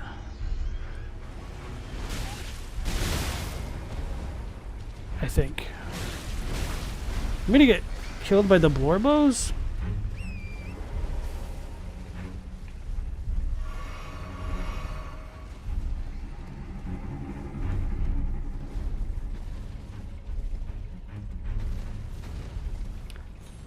So there's no reason to fight those. I'm not gonna deal with the Ghost Flame Dragon because he'll kind of kick my ass. And if not him, maybe the Mesmer dudes. Actually, it's probably a lot easier with Shot and Tree Blessings. I should remember that.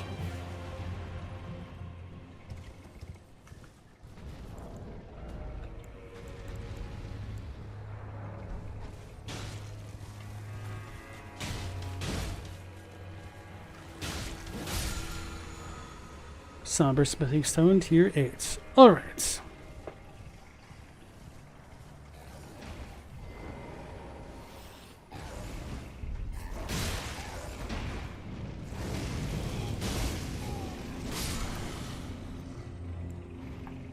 Oh, no. Okay. I was afraid that was going to kill me. Ruined Forge of Starfall Past.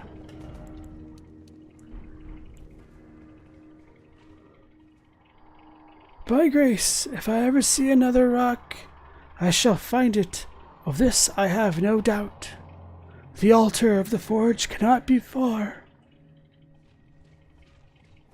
Yeah, this ghost's dialogue was kind of weird to me, so I double-checked the Japanese, and it's just as strange.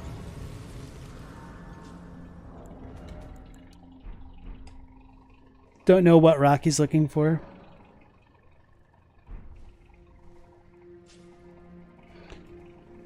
Roger and the lobster guy lost their grace after they stopped being useful. I think that's pretty par for the course. Like, if you lose your will to continue on the road to Elden Lord, then that would be the same thing, but I don't know if it's necessarily the same as, like, belief in it or faith.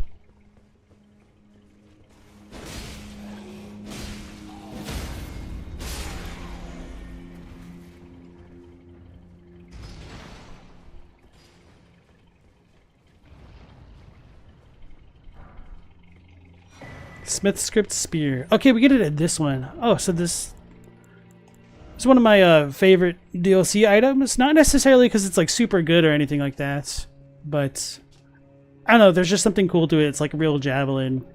Spear engraved with a smith script. A throwing weapon created through the smithing arts. Execute a strong attack, a dashing strong attack, or a mounted strong attack to throw this spear. Incompatible with Ashes of War that grants skills with an infinity. Interesting.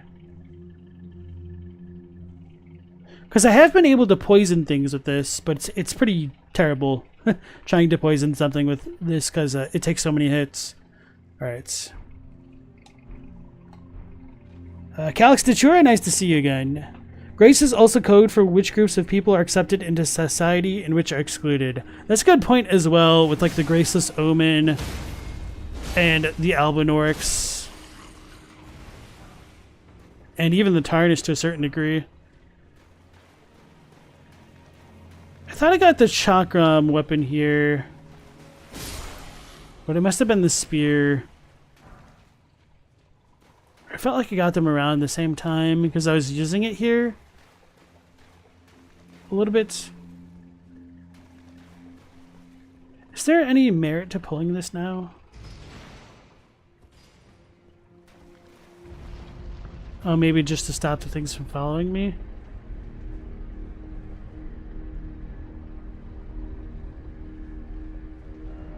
Praise the lever. In short, why is it always pickle?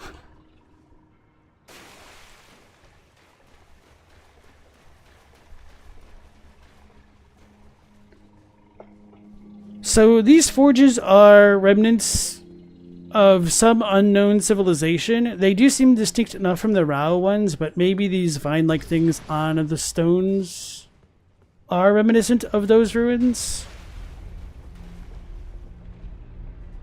I think maybe they're the same. At this point, the brain rot is real. You know, these look like horn scent things at the top. Anyway.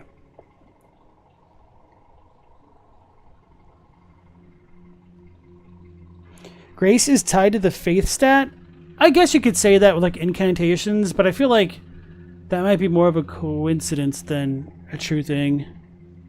Because you can increase the understanding of Grace to increase its power, like with the int stat.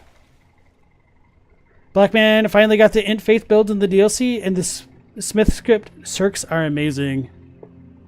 Smith script stuff looks fun. You want to try it out eventually. I really like the Smith script Great Hammer. I think it's one of the coolest weapons in the game. And I wish the other Smith script weapons were... That's weird. Were as effective, but they're kind of not. There's no real reason to fight these golem dudes. They're just really tanky for no reason. I mean, there's a reason that they're tanky, but they're just kind of annoying to fight is what I'm saying. So these lava things are kind of potentially important to understanding, damn it, what's going on with the Smith script civilization is what I'm going to call it for now. And they might hint that whatever's going on with these lava things might be similar to what's going on with both putrescence and like the mimic tears. I'm at the wrong angle for this. Oh, I'm stuck. This is okay.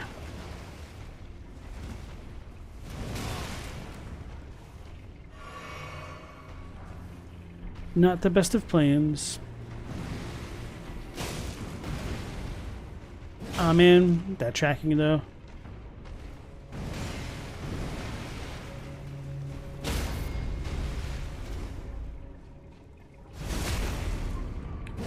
So yeah, I wish that these things would have like broken apart immediately if you stunned them like that, but they're just so tanky and they deal a ton of damage that it's not really worth fighting them. So I'm not going to. Just wanted to show that off.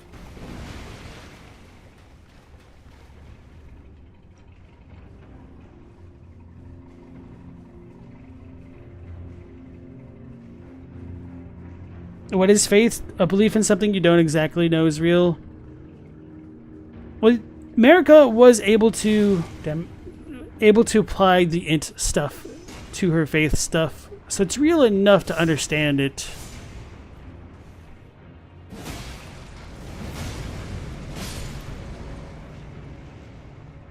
Oh, that's a bloodstain.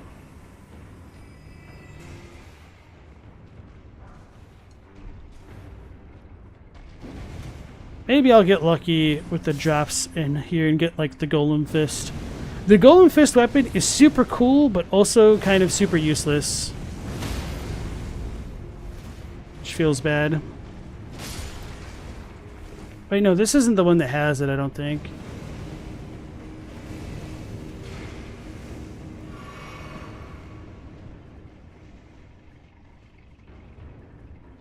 Just we got a bunch of angry blobs up there. I think this one isn't too important. Oh, smithing talisman. I take it back. It's actually really important. Do I drop down here? What do I need to do?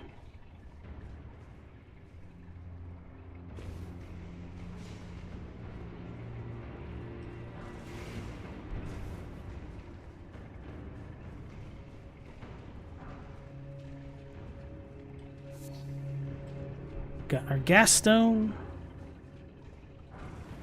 Not to be confused with Gaston. Anyway. Smithing Talisman is a talisman depicting an ancient smithing hammer inscribed with a smith script. Enhances weapon throwing attacks. In ancient times, smithing was a divine act, and blacksmiths interpreted the script they perceived in the wrinkles of molten steel to imbue weapons with souls. So this makes me wonder whether or not runes and whatnot are related to souls and light, because molten steel has light coming out of it. They see script in it, and is that what allows them to imbue weapons with souls? Are they all intertwined? So those lava things, are they alive because they're molten steel and have those things going on? I think that's unironically what they're trying to get at here.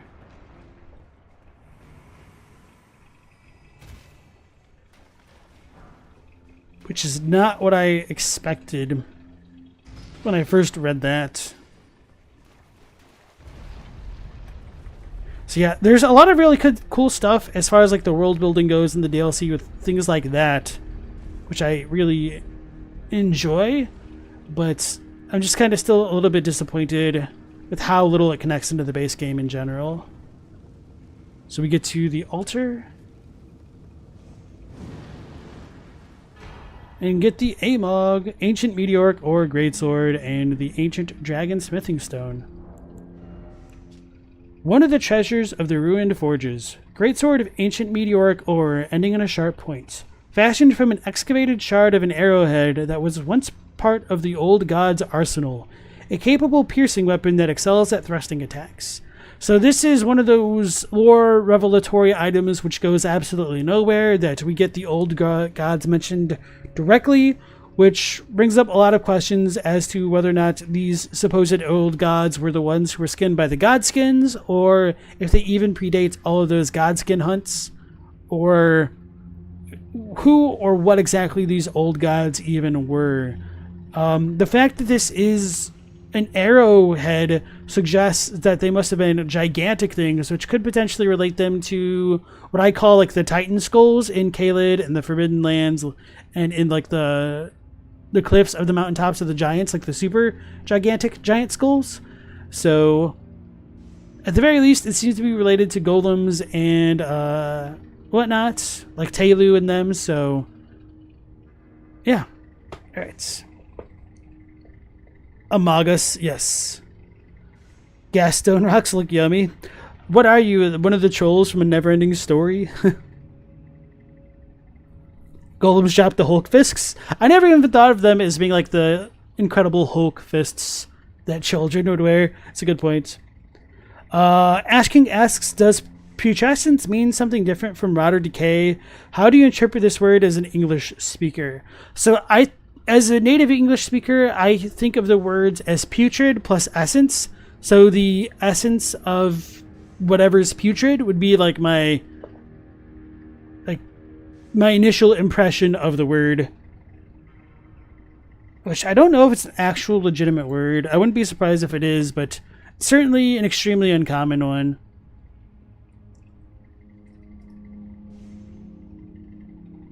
Oh, it is a word.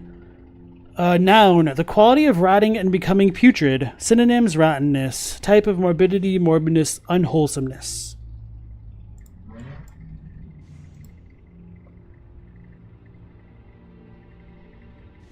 They all drop smithing stones? Maybe they're all made of molten smithing stones. I think so, something like that.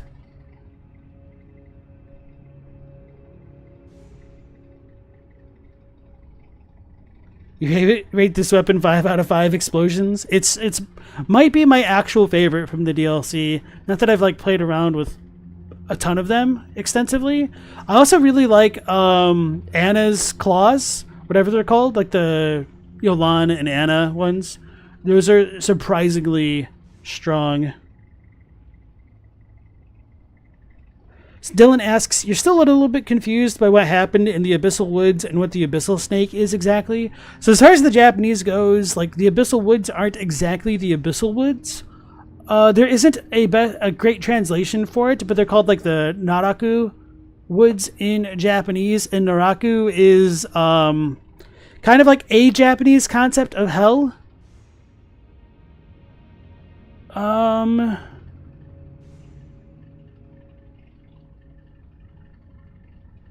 I think there's a character in Inuyasha named Naraku, but that doesn't really bear any weight as far as like trying to understand what it is.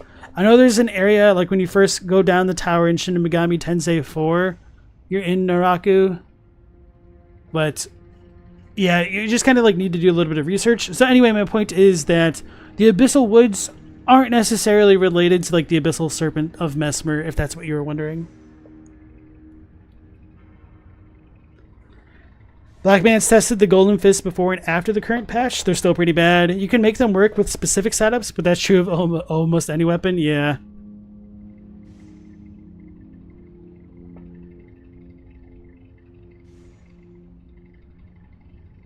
Calyx says, in the game's lore, putrescence seems like unprocessed or unrecycled death. Yes. Naraku Theater Basement. Is it a Buddhist hell or one from Shinto? You know, that's a good question. I don't actually know. I think it would be related to Buddhism, but the thing is, like with Shinto and like Buddhism, like they just kind of merged into their like together, and concepts that didn't exist in either Buddhism or Shinto kind of like grew out of the marriage of both religions. So I would need to like actually look it up to give you a proper answer for that. And Leon thinks it's a Buddhist one. Okay. All right. So this is pretty much what we've been waiting for the entire DLC so far. So let's go on back to the table, O Lost Grace, to level up our weapon. It's gonna be really funny when I'm like missing one of the things. We'll try to upgrade it fully now, and then if I'm missing things, I'll talk to the lady and give her some bells. Lay out your arms. About the god-slaying weapon, I just picked it up, baby! Okay. I'm gonna be overweight, I'm sure. Ugh. This is bad. Oh, this is what I should have picked up the other Erdtree favor, so I've not completed my DLC prep after all. I lied. I don't need this anymore.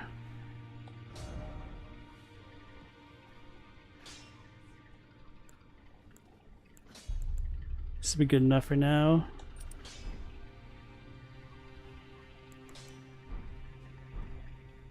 I'll smith as long as you like. Now, lay out your arms.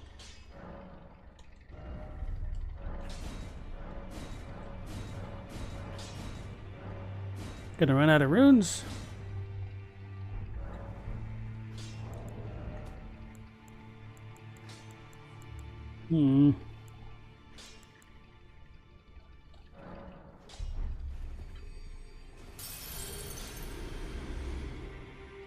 I'll smith as now.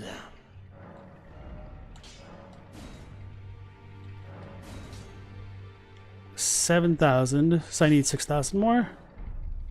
I should just sell.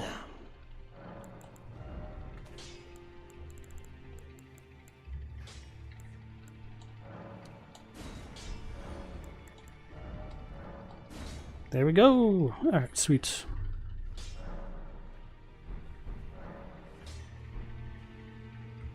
Alright, we finally got our fully upgraded weapon.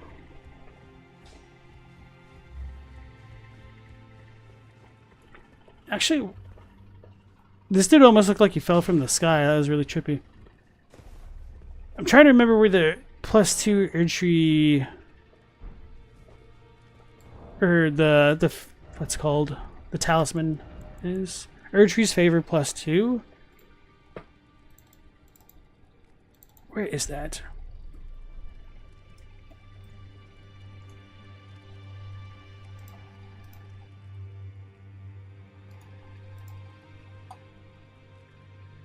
Landell, Ashen Capital.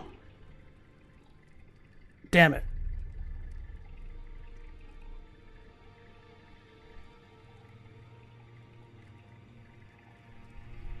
It is the 3 ulcerated tree spirits. That's what I thought. So I guess there is a reason to go face Maliketh after all.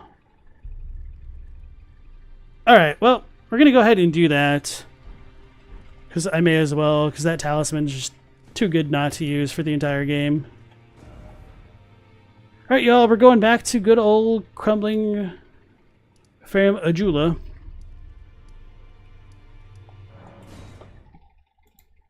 It's gonna be fun fighting in base game boss with the AMOG. Hey, Humble Gamer, welcome back to the stream. Sorry about all your bundles. Hey, thanks for the 5, I appreciate that. It's a pain to set up a character for Shadow of the Erdtree when you don't want to do the base game. True story. Hey Kyle, nice to see you. Welcome back.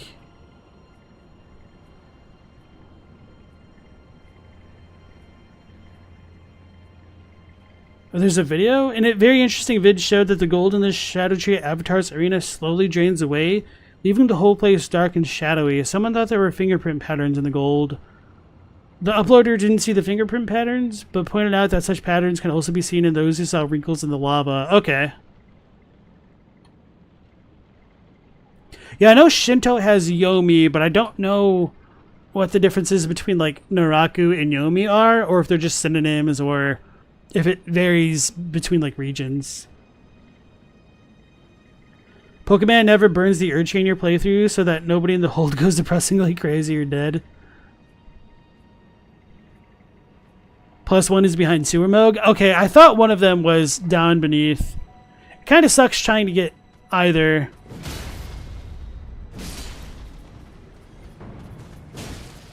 Ooh, baby, we got a Pokken weapon again. There we go. This actually kind of matches the drip pretty well, surprisingly.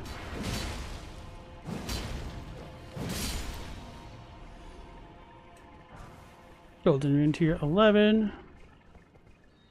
I don't need to fight the Beastman or the dog over there, so I just take this tiniest of shortcuts.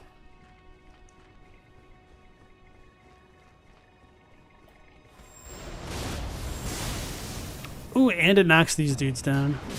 Brilliant. I love the Ash of War on this thing. It's one of the few like melee weapons that's actually worth increasing the mind stat for. Isn't it this way that I need to go? Up the stairs.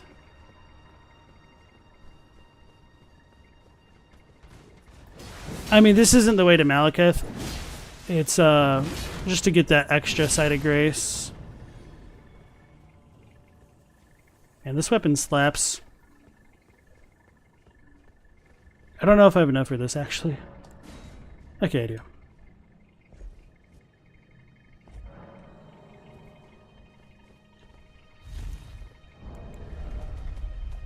I don't remember if I have any extra imbued ones. Okay, I don't even need to worry about unlocking the belfry to fight the Divine Bird Warrior in the DLC.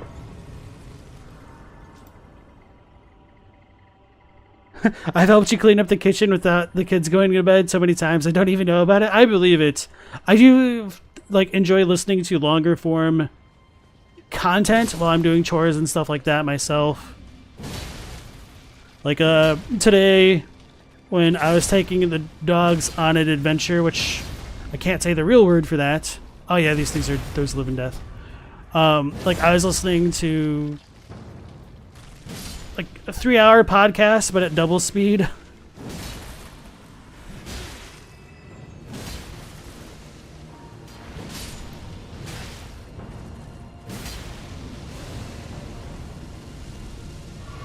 So doing things like washing dishes. Did I not hit this dude's? Oh no, yeah. So this is the bad thing about the aim log, is that it has terrible tracking for things on the ground and like low. Alright, so that doesn't hit stun those.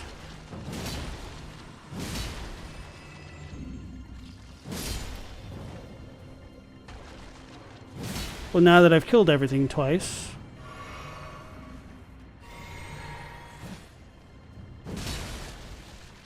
I feel like I'm not healing fully, or as much as I should from my flasks. I don't remember if I used all of them, or if I even got all of them from the churches. It might be worth double checking. What's white lightning supposed to be now? It's greased lightning. I don't know. It seems to be gravity related to an extent, because it does deal magic damage, and when you hit enemies, they do turn like a little bit purple. So in my head, I just kind of affiliated it with gravity. Oh, big boy. Okay.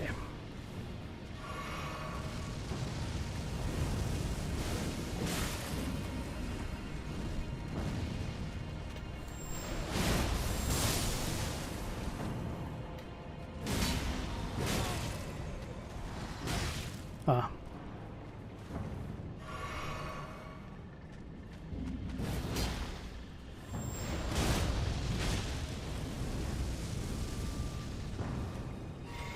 Oh, I can summon the Mimic Tier here?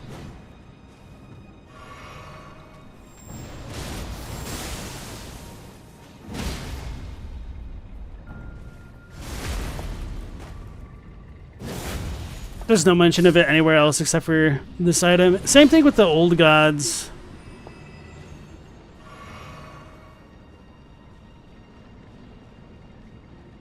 So these are the Faramazulan trees that have the hanged beastmen, which are kind of like what we see with the hanged horn scent. I almost called them horsemen in the gravesite plane, but the trees are different.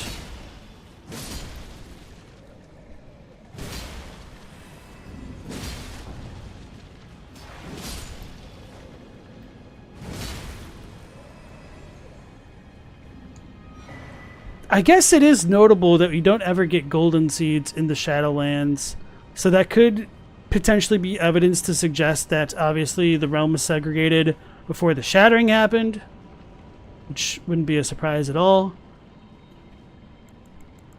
But one of the more interesting things to me about these trees is a lot of the leaves on them have like turned gray and seem to have almost been petrified to an extent, which is really weird.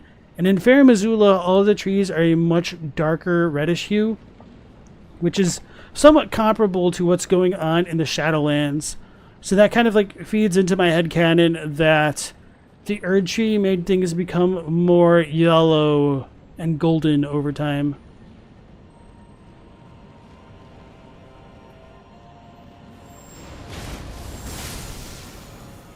Golden Lightning Fortification.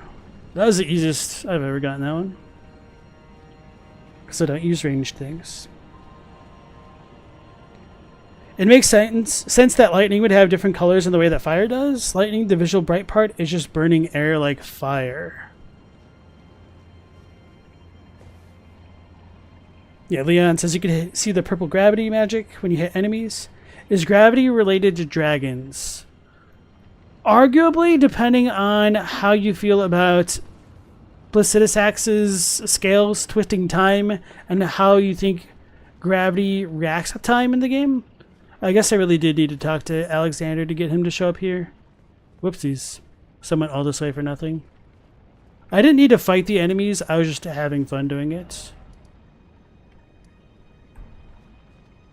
Yeah, I'm just gonna teleport.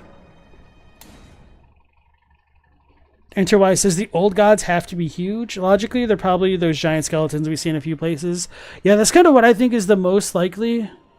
Because there's very few things that would be big enough to have this honkin' sword be an arrow tip. But just also imagining an entire armament of these things is really interesting. The shape of these things is very reminiscent of obsidian when you like break open volcanic rock to get these kinds of arrowheads.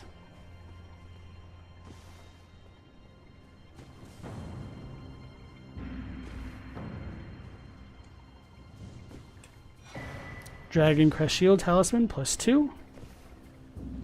Very useful until we get a better one in the DLC.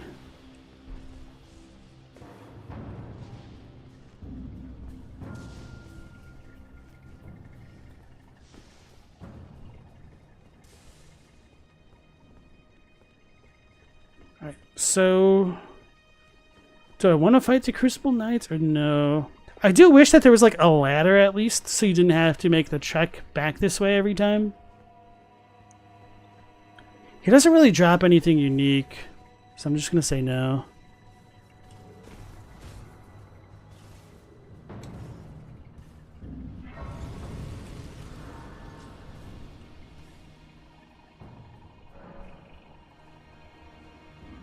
The Ash is so damn sick, yeah. As soon as I saw this Ash of War and the fact that it was an arcane and strength weapon, which is what I was trying to go with my very first playthrough of the game, but there really weren't a ton of good options. I was like, okay, I gotta go back to my original vision and mess with this after all. Alright, so this is not part of the plan. I should have just ignored the birds like I typically do. So the problem with using a colossal melee weapon against flying birds. Who'd have imagined? Emerald says that the dragons are made of stone, kind of like meteors. I don't know if it's necessarily fair to say that like the stone would be the common connection, because I feel like the meteor stuff... Wow, that's like a full-on wall.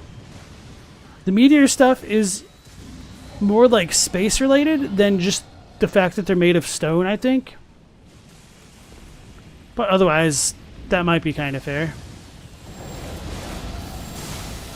Yeah, this dragon has extremely low HP for some reason, which I've never understood, other than the potential idea that the devs didn't just want people to keep getting wrecked by this guy or gal creature.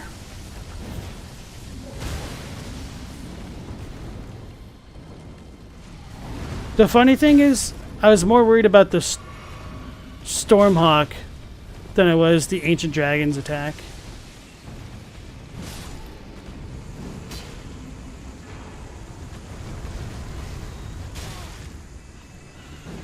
Oh, come on, tracking, bro. This is the most damage I've ever taken from the Stormhawks like that.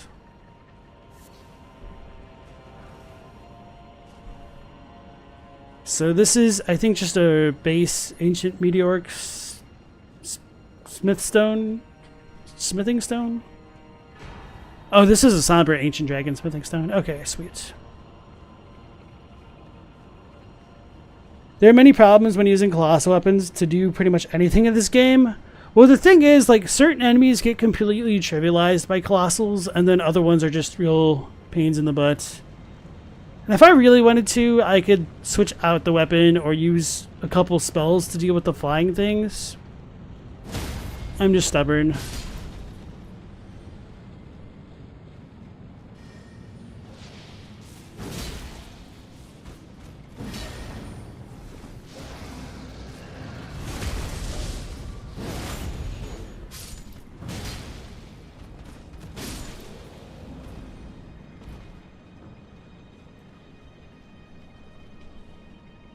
I was gonna say, I've definitely fallen off this thing before by accident.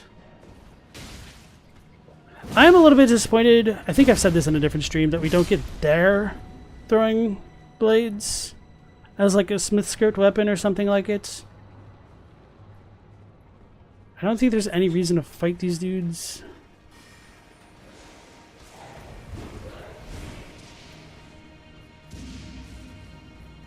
And I really like the visual design of the Beastmen's cleavers. I just don't really use them because they're not, like, phenomenal. Stormhawks catch Dylan off guard a lot for some reason. I think it's really funny that the grafted Stormbirds are so damn powerful. I shouldn't have sent that down. I should have brought that back up. Anyway.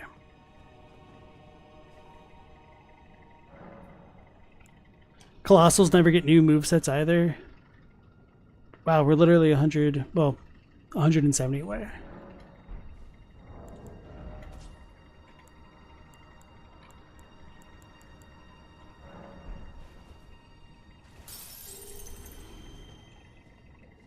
You keep the throwing knife in your offhand, but yeah, you're one of throwing weapons like the Beastmen. I'm glad that they added them into the DLC. I was pleasantly surprised with their inclusion.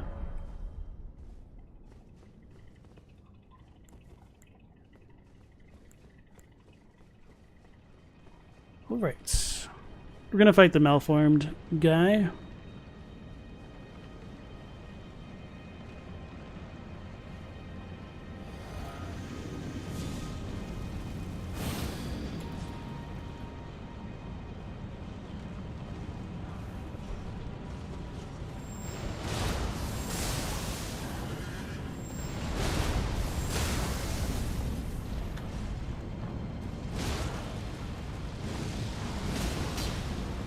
Oh, I hit stunned him out of that?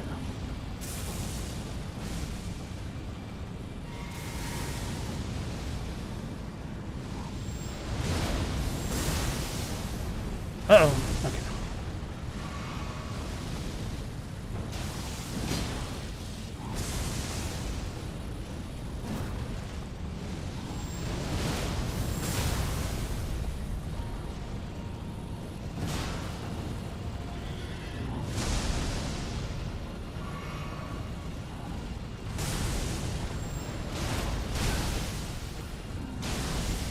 Not like this.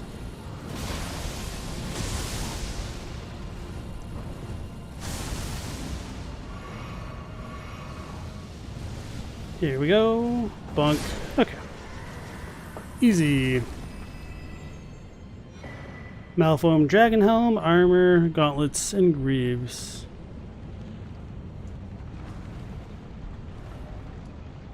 I'm gonna go ahead and rest and then read those. Corn's gonna have to start a new playthrough with the sword. Gonna have to delete one of your 10 ongoing ones. Oh man. Alright. A malformed golden helm adorned with the various dragon imagery and worn by the misshapen tree sentinels. After the great ancient dragon Grandsax attacked, the sentinels had an epiphany. The only way to truly protect the Erdtree was to become dragons themselves. Oh yeah, so another thing with the DLC is that because we do get some dragon cult incantations there, it should suggest that the realms became segregated after the war against the ancient dragons, which still puts it kind of around like the post-Liurnian war timeline. But there's just like, I guess, some more supporting evidence for the idea that the separation came later.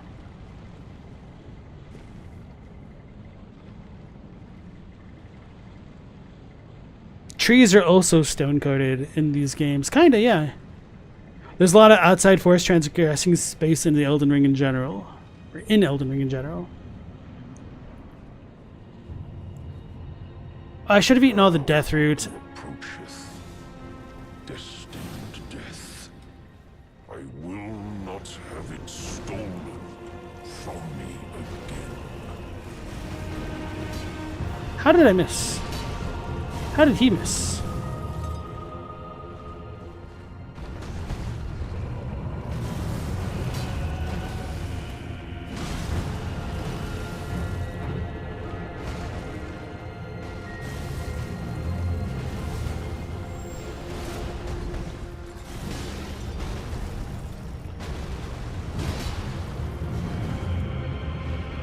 YOLO.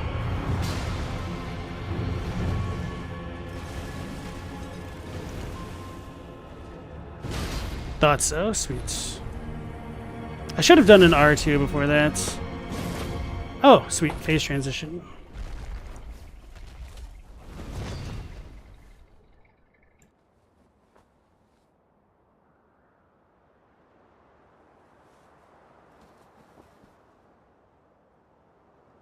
Oh, death. Become my blade once more.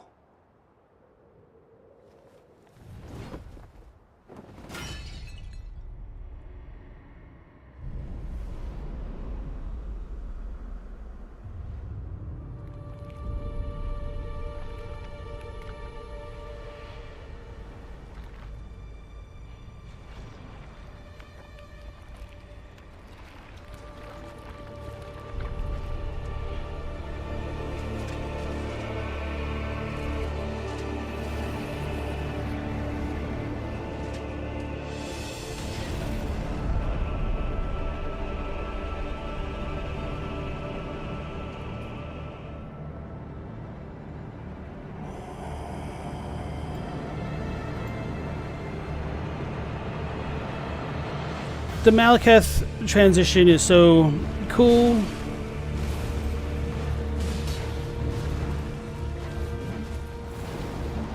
That's parryable, but I don't have it.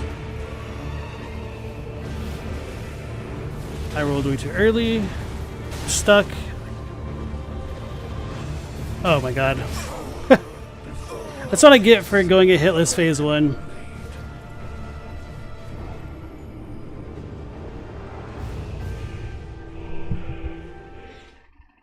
Hi, logo.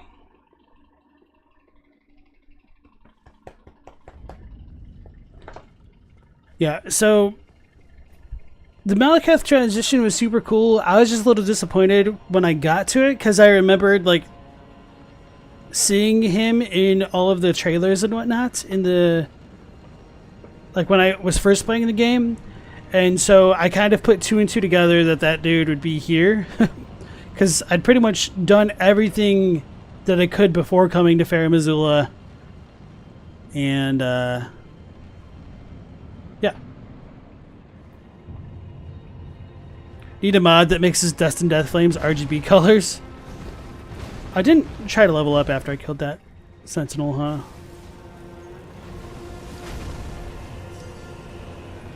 Oh, maybe I did.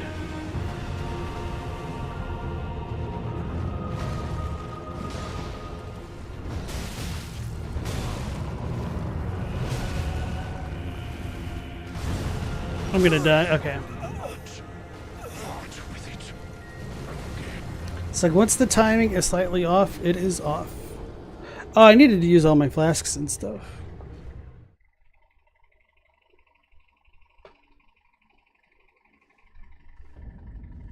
This fight gives you so much trouble when you play as a pure glass cannon caster. Interesting. I feel like Maliketh is definitely... Actually, I feel like the Beast Clergyman is one of the most annoying to fight as a melee, just because of how mobile he is, and yeah. The funny thing is, I think Phase 2 is easier than Phase 1, and then he just clapped my cheeks last time.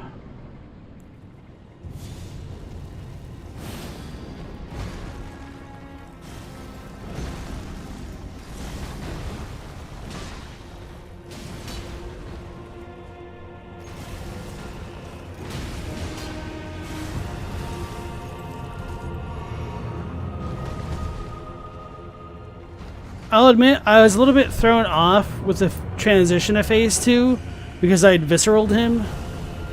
So I wasn't in, like, the designated Phase 2's start spot.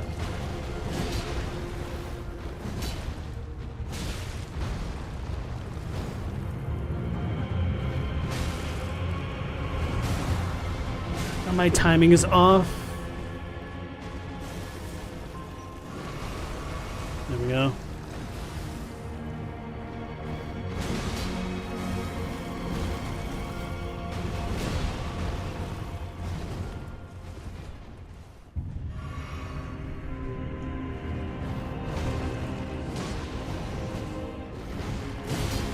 I thought I broke his posture. So I'm not going to do the visceral thing. Hopefully that'll be enough. Alright, here we go.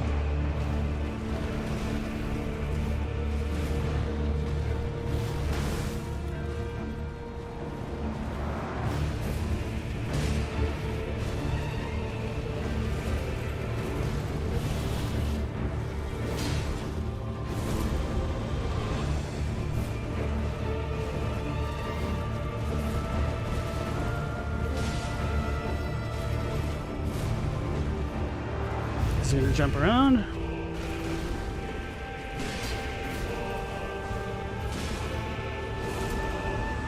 I've never seen him scream so much. Oh, that's gonna hurt.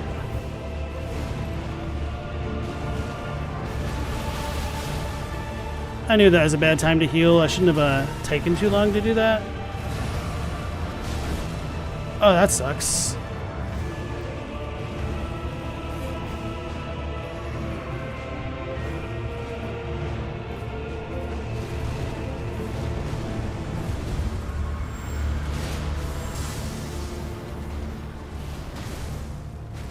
I thought this was the 3-hit combo meal. It did less damage for the first hit than I was expecting.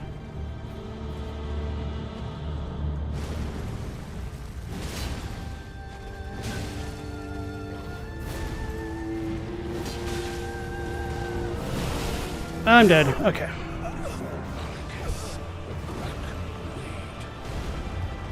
Maybe a little bit too greedy, or maybe my spacing was just a bit off there.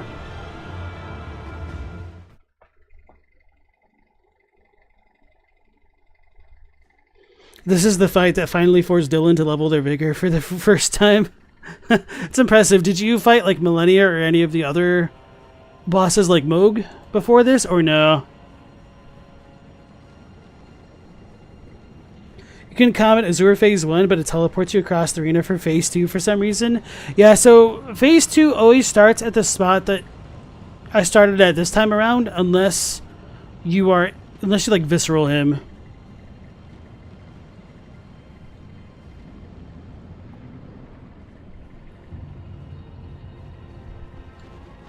I should have used my buffs.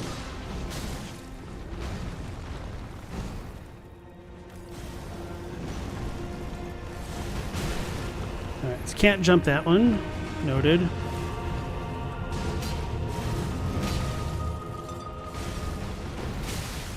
God, I tend to forget how much damage that one just does when you get shotgunned by him.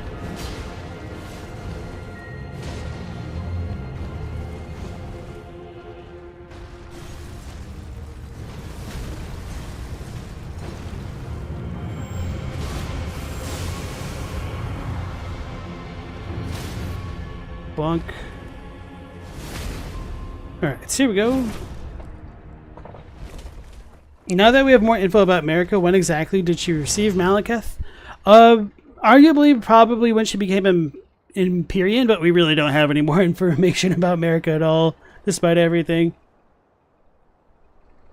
Oh, death. How is it that a creature made out of stone is able to fly at all? Gravity magic. That's the dragon's connection to gravity. I rolled too early? I don't know, my spacing is off, I guess. There we go.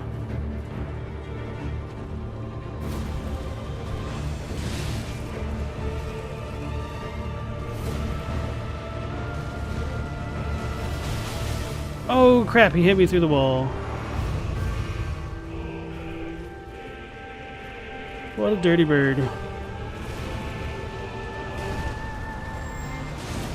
So I need to do that Ash of War earlier if I want to hit it like that.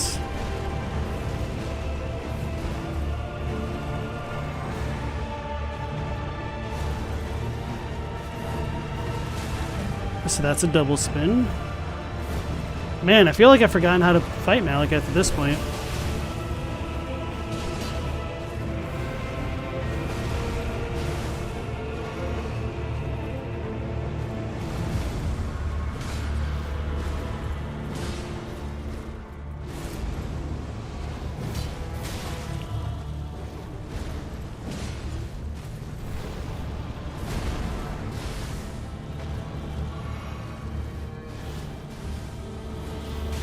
I've rolled... Oh man, that sucks. That's so annoying.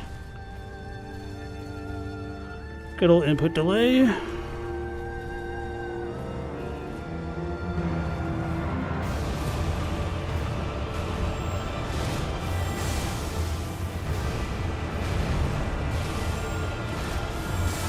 I missed both. I'm out of juice. I'm out of juice.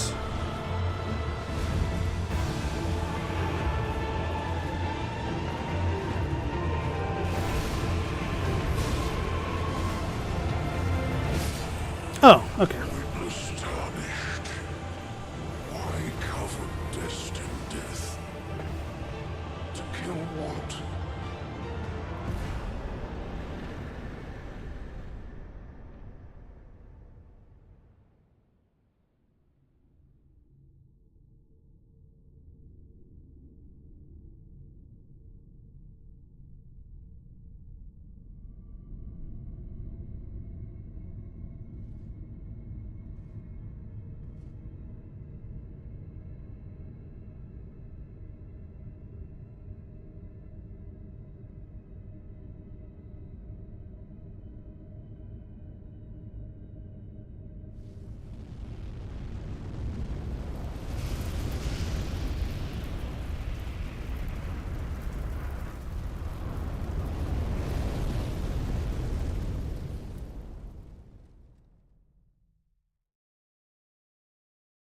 The rune of death is unbound.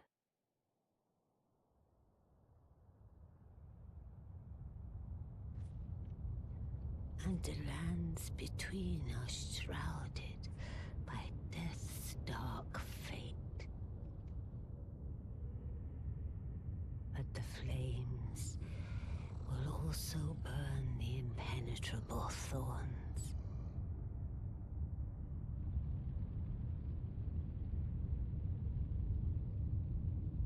Farewell it is then.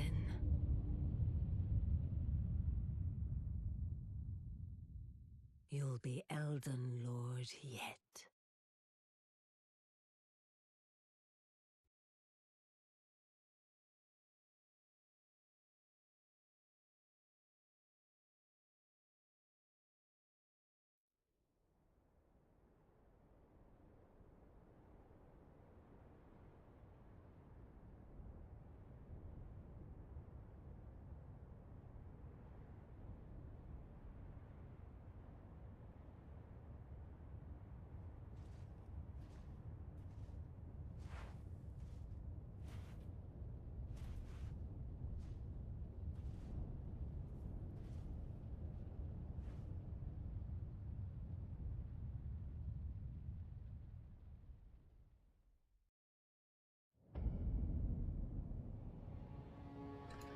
Alright, so I'm going to go back to the arena just to pick up my runes real quick and then come back. So, Element has a really good video where he noticed that there was an odd comma left in the cutscene after Ania or the finger reader crone, whoever's talking, the narrator, says the Rune of Death is unbound. Or no, there's a period, and then the next sentence starts with a lowercase a for and. So he looked into the game text and noticed that in the text dump, there's a missing line from the cutscene which says, the Rune of Death is unbound. Black flames have devoured the Erdtree. So it seems like there may have been a bit more going on. I didn't touch the site of grace. Dow.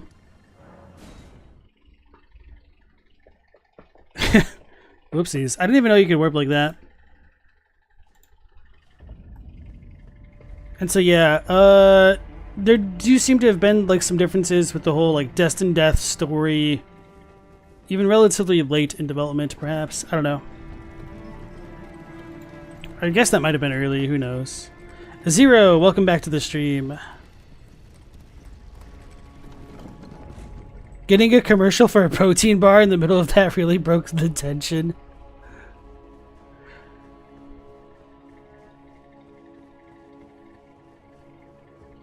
Yeah, it does warp you into the middle of the ash, and there's a side of grace next to it. And that's where it did take me, but I wanted to go back to pick up my runes, which I don't even think I did. No, I did, okay. I just spaced out as I did all of that. Which is going to remind me that I'll need to actually level up. Wait, why didn't I just come here? Wait, no, I need to touch it again? I forgot about that. So, Bokle Boy is here.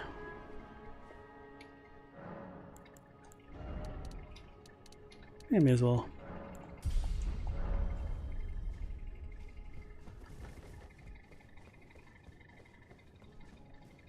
You never entered the burned capital this way?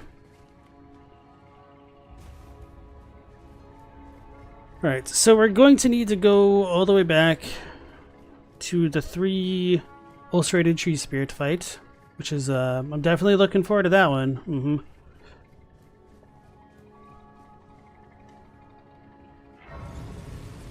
Isn't this the only way to access the capital? Through the rampart? Yes. And Gregory Sivak, welcome into the stream. The black flame line is from when Destined Death was black, not red. It's a little bit questionable when or if that changed, because I don't know, just we don't ever really see Destined Death be black entirely. That could work that way. I'm kind of losing my train of thought. How do I get back to the ulcerated tree spirits? I don't just need to go. Okay.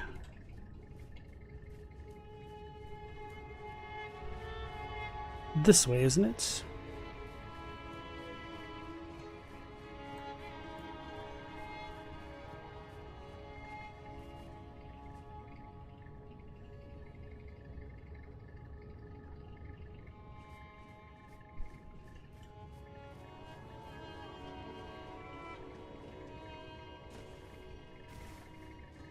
I actually don't remember how to get to them for some reason. I'm drawing a blank.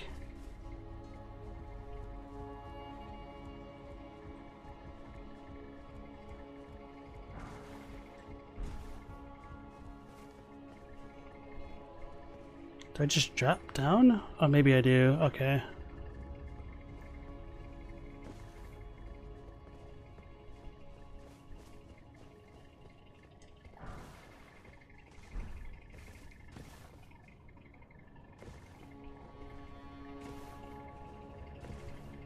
That feels wrong, though.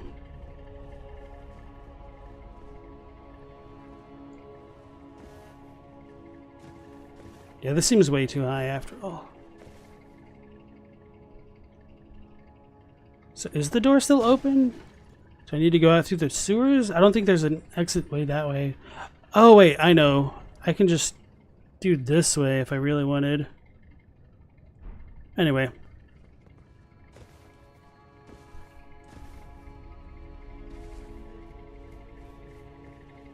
Oh, you do have to come from the Forbidden Lands? That explains a bit. All right, thank you. Appreciate that. Or is Black Flame red before death was sealed? That's another question.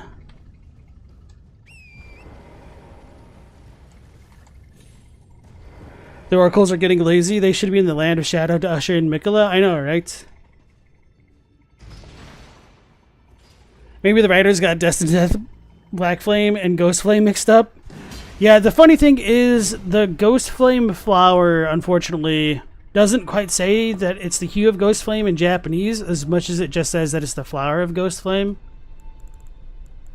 So that could have been rewritten in the Japanese, and then the English could have been based on that draft, but anyway. The hue of Ghost Flame, it's believed to be useful in calling forth spirits.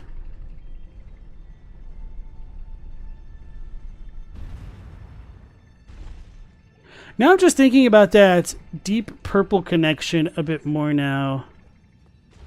Because for anybody who doesn't know, in Japan, the red spider lilies signify death, and the gray violets are modeled off of spider lilies, except they're violet, obviously. So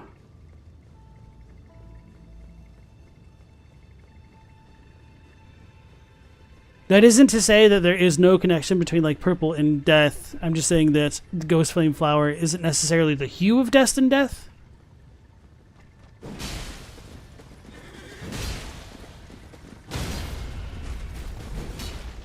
Oh, did I get him? Okay. Oh, no, I didn't. Leyndell Nighthelm. The stream is behind it. It's okay.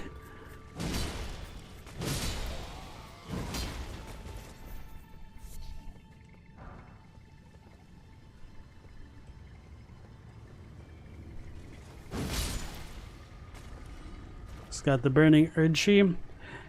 It'd be cool if there was like a connection between burning the Erdtree and the Shadow Tree as well. Maybe that's enough to suggest that the two aren't synonymous, despite the Shadow Tree being the shadow of the Erdtree, whatever that means. So maybe they aren't connected by the roots after all. How many types of fire are in Elden Ring? Quite a few. I'm sure we've listed them somewhere on the Discord before, but I don't remember the exact number off the top of my head. I think at least 7, unironically.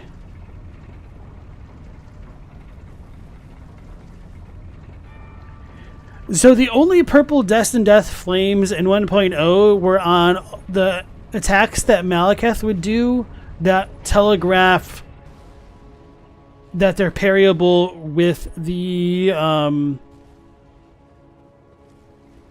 Blasphemous Claw.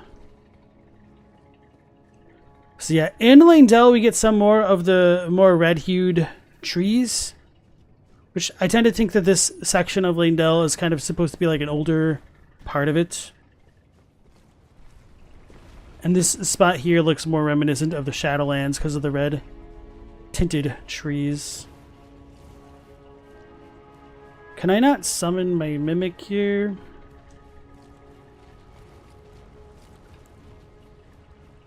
That sucks.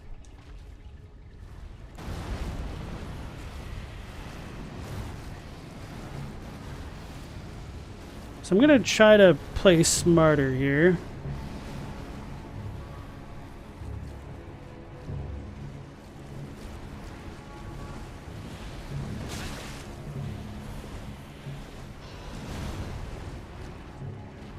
Oh, only the one's aggroed on me right now. Okay.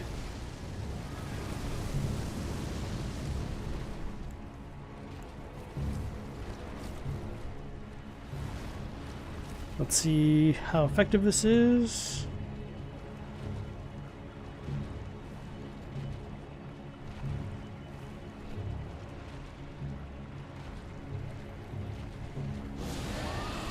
Now he's like too far away. Okay.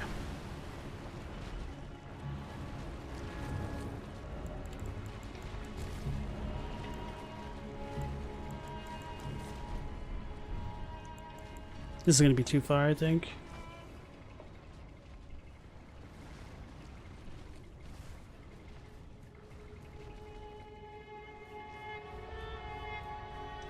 So Aegis Corpse's stuff was added later, and that you could argue is like Destined Death Black Flame, I suppose. But that's so strange that Destined Death would have like legitimate Black Flames with that.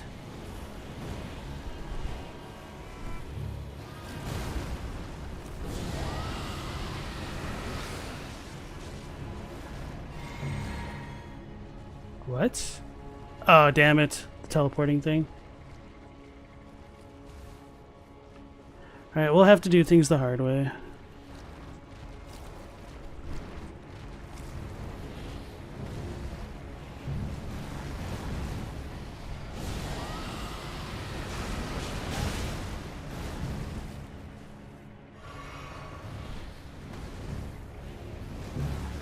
I don't have enough juice. That sucks.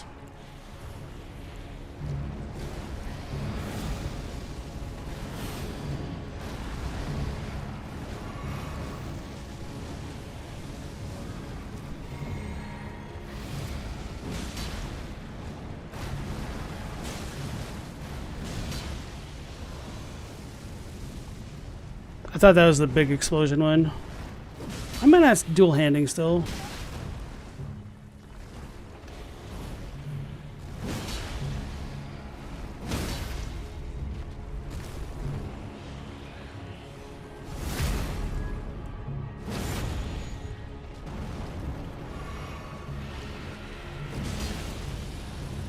Oh, there it is.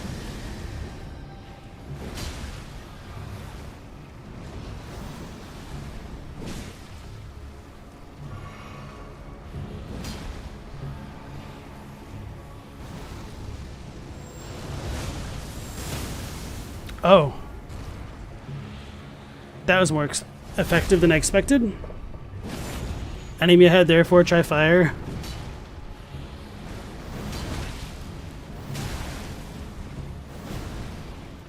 Why did you give the enemy that advice? It just used fire at me.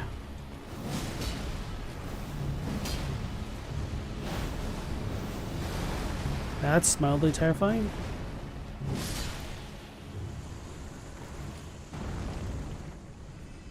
Used more heals on that than I wanted.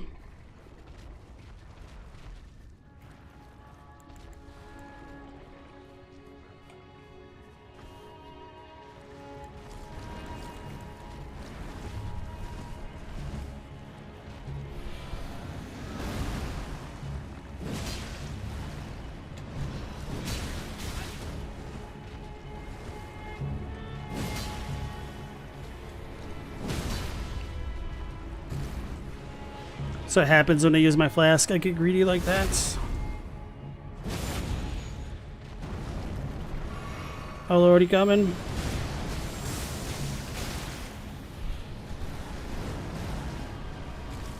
Okay, it's still just this one.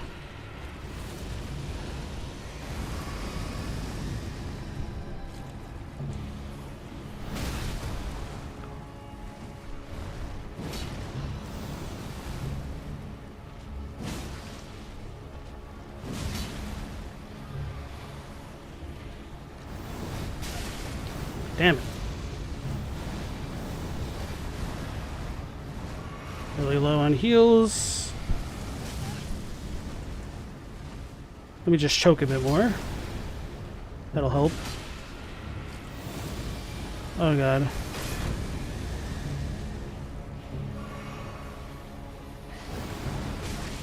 Damn it.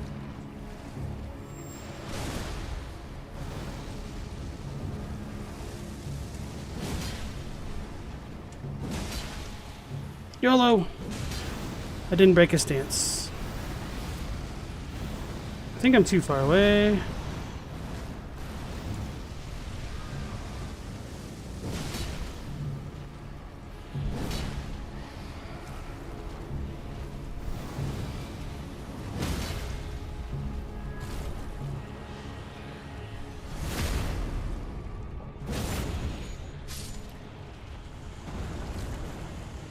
That's pretty cool, but we're still not done yet.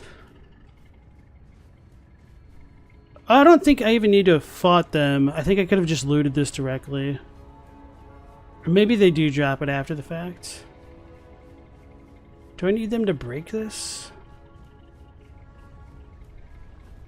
I'm scared.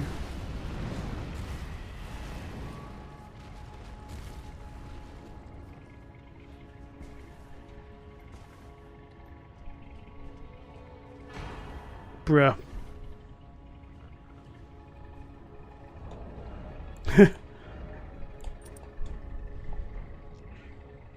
You want to see what a normal tree spirit looks like? Yeah.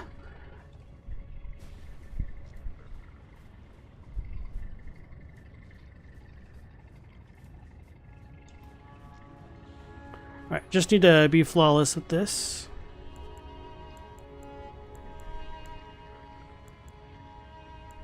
I'm not going to waste my materials.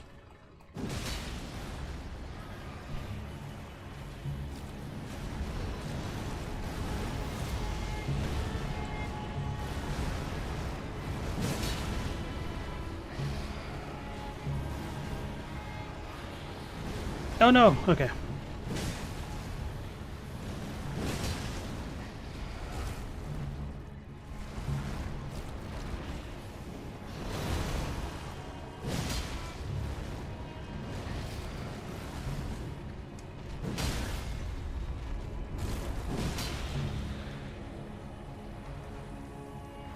Damn it. I'm gonna die.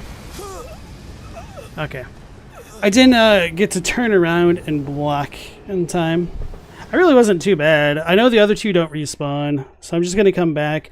I don't remember what the third one drops, if it drops anything specific. But now it's become personnel kid.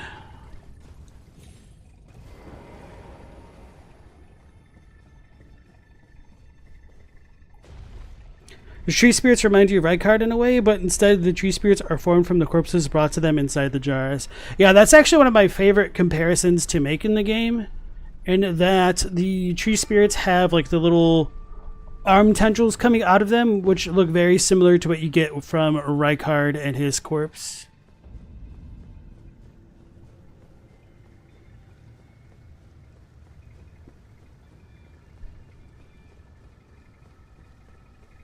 Oh damn, I didn't realize how late it was already.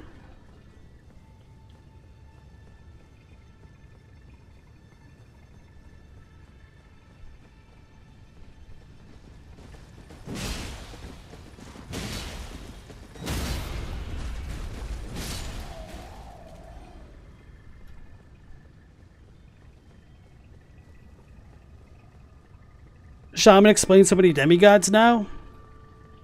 You mean the village, or what do you mean by the shaman in general?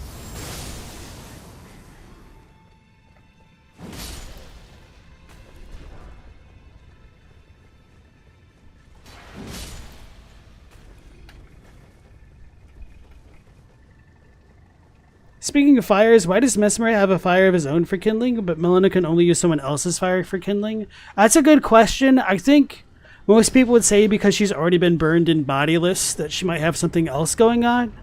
I was just wondering the other night on stream, or maybe it was last night, that maybe Melina is fire and like she is the kindling maiden.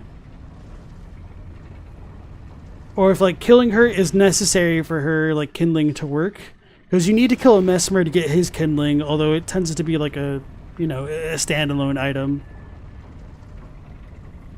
You should head to bed after I avenge myself. Oh no, a 12-hour stream where I keep crashing on one ulcerated tree spirit.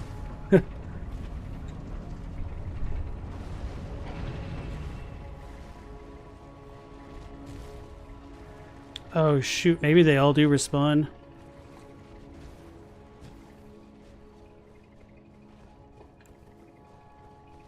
That would definitely suck. How funny would it have been if I just fell to my death right there?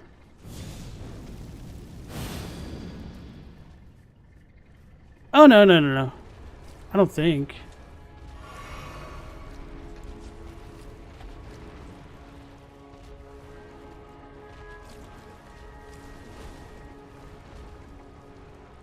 Why is this dude roaming so much?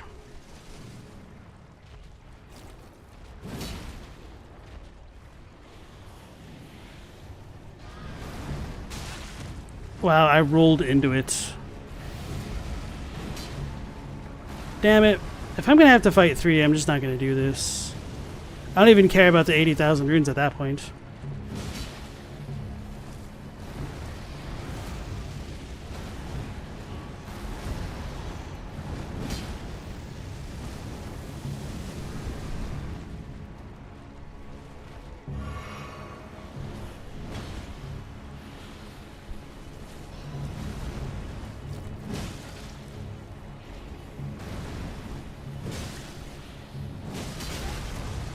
That's what I get for being greedy. That was just poor timing on my part.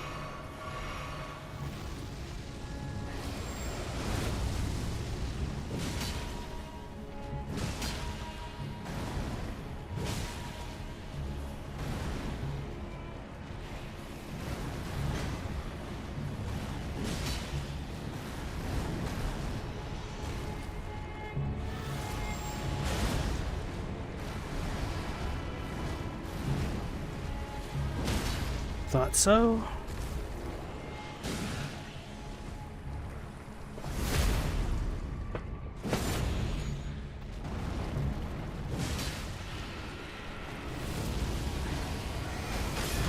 I was trying to roll. That's too slow. Oh, damn it. Alright, I'm not going to worry about that area then. I already got what I wanted. Questions never end. Who's the father of Mesmer and Melina? We don't know. A lot of people think it would be Radagon because of the red hair, which makes sense. But then, would that imply that Renala is the mother? Is that why he's not like... Is that why he's on the same status as the demigods, but not necessarily a demigod as one would expect Miyazaki to describe him? Alright, so... Let's go back to the Runed Forge lava intake, since we've already checked out the Amog one. Now I can go back and check out like the normal sequence of events, and then I'll probably start off with Belurot next stream.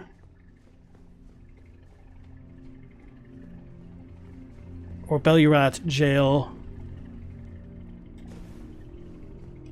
Hey guys, hit them where they're weakest. Talking about those things. I think these is just a random trash item. Yeah, Smithing Stone 5.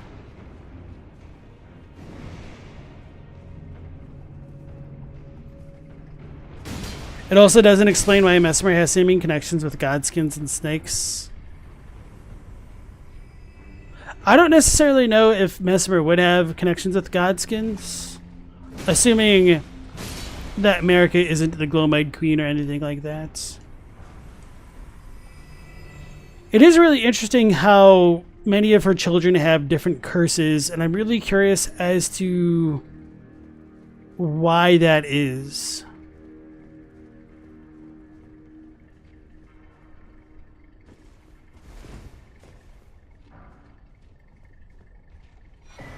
Greater Potentate Cookbook 13.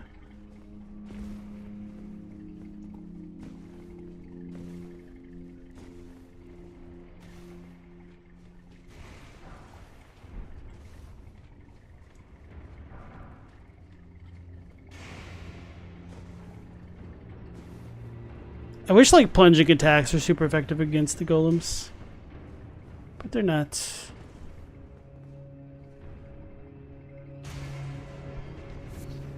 Gasstone, Somber Smithing Stone 6.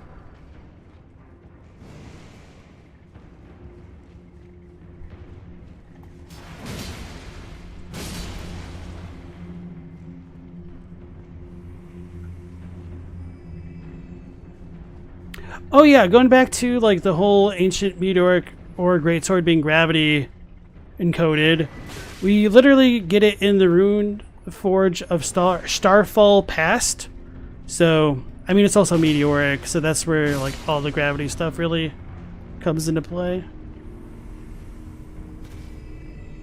I don't think I ever noticed this ladder.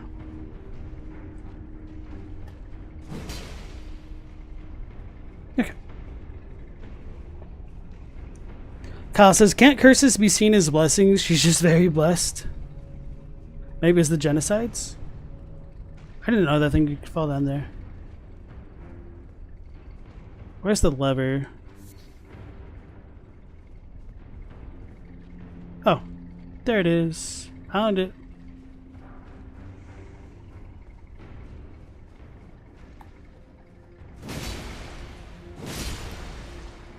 I think having the ancient meteoric sword, ancient, meteoric, or greatsword makes killing the lava dudes easier. They might be a little bit weaker to magic. Maybe that's my imagination though.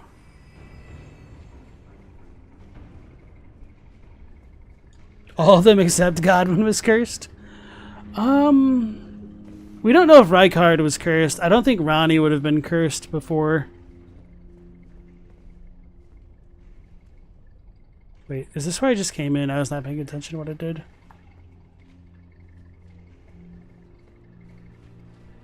No, that is where I want to go. Okay. Alabaster Lords have meteoric ore as well? Yes.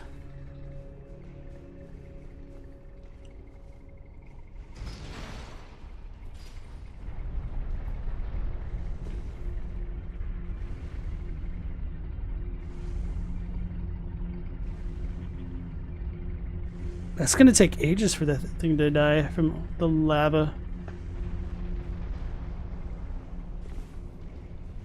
Yeah, I thought you were supposed to make that jump, but apparently you can walk across the lava a little bit to jump up here.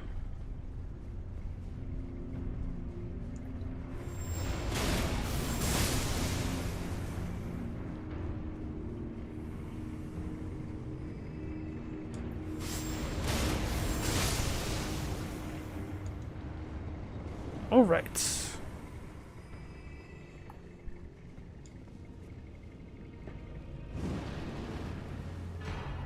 We got the anvil hammer and the ancient dragon smithing stone.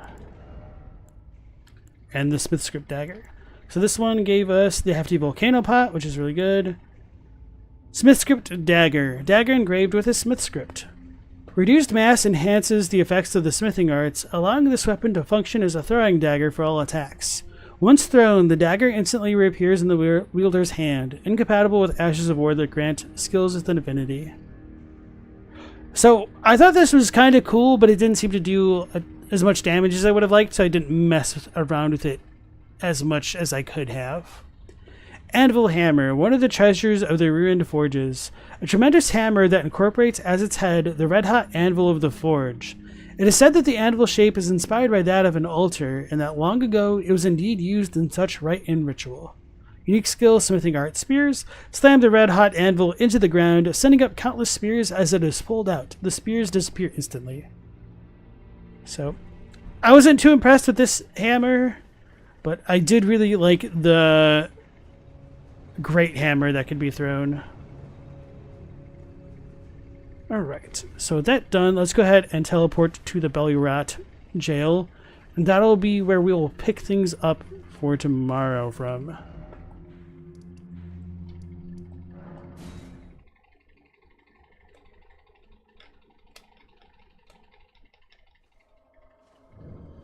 Let me see if I've used all the things. Okay, I must have. Okay. And to why Count's red hair is cursed, something to do with the giants? Maybe. Kyle says, the red hair seems to be Crucible, not giants, though, no? The Lionel Misbegotten have it, the red bears. So a lot of people thought the Lionel Misbegotten were related to Radagon because of their internal file name being called, like, Radagon Chimera or something like that. But the... not the braid, what's it called? The fire giant seal thing, or whatever it is. It talks about the possibility of Radagon having been cursed, or America having been cursed by the giants, and Radagon despairing at the state of his red hair.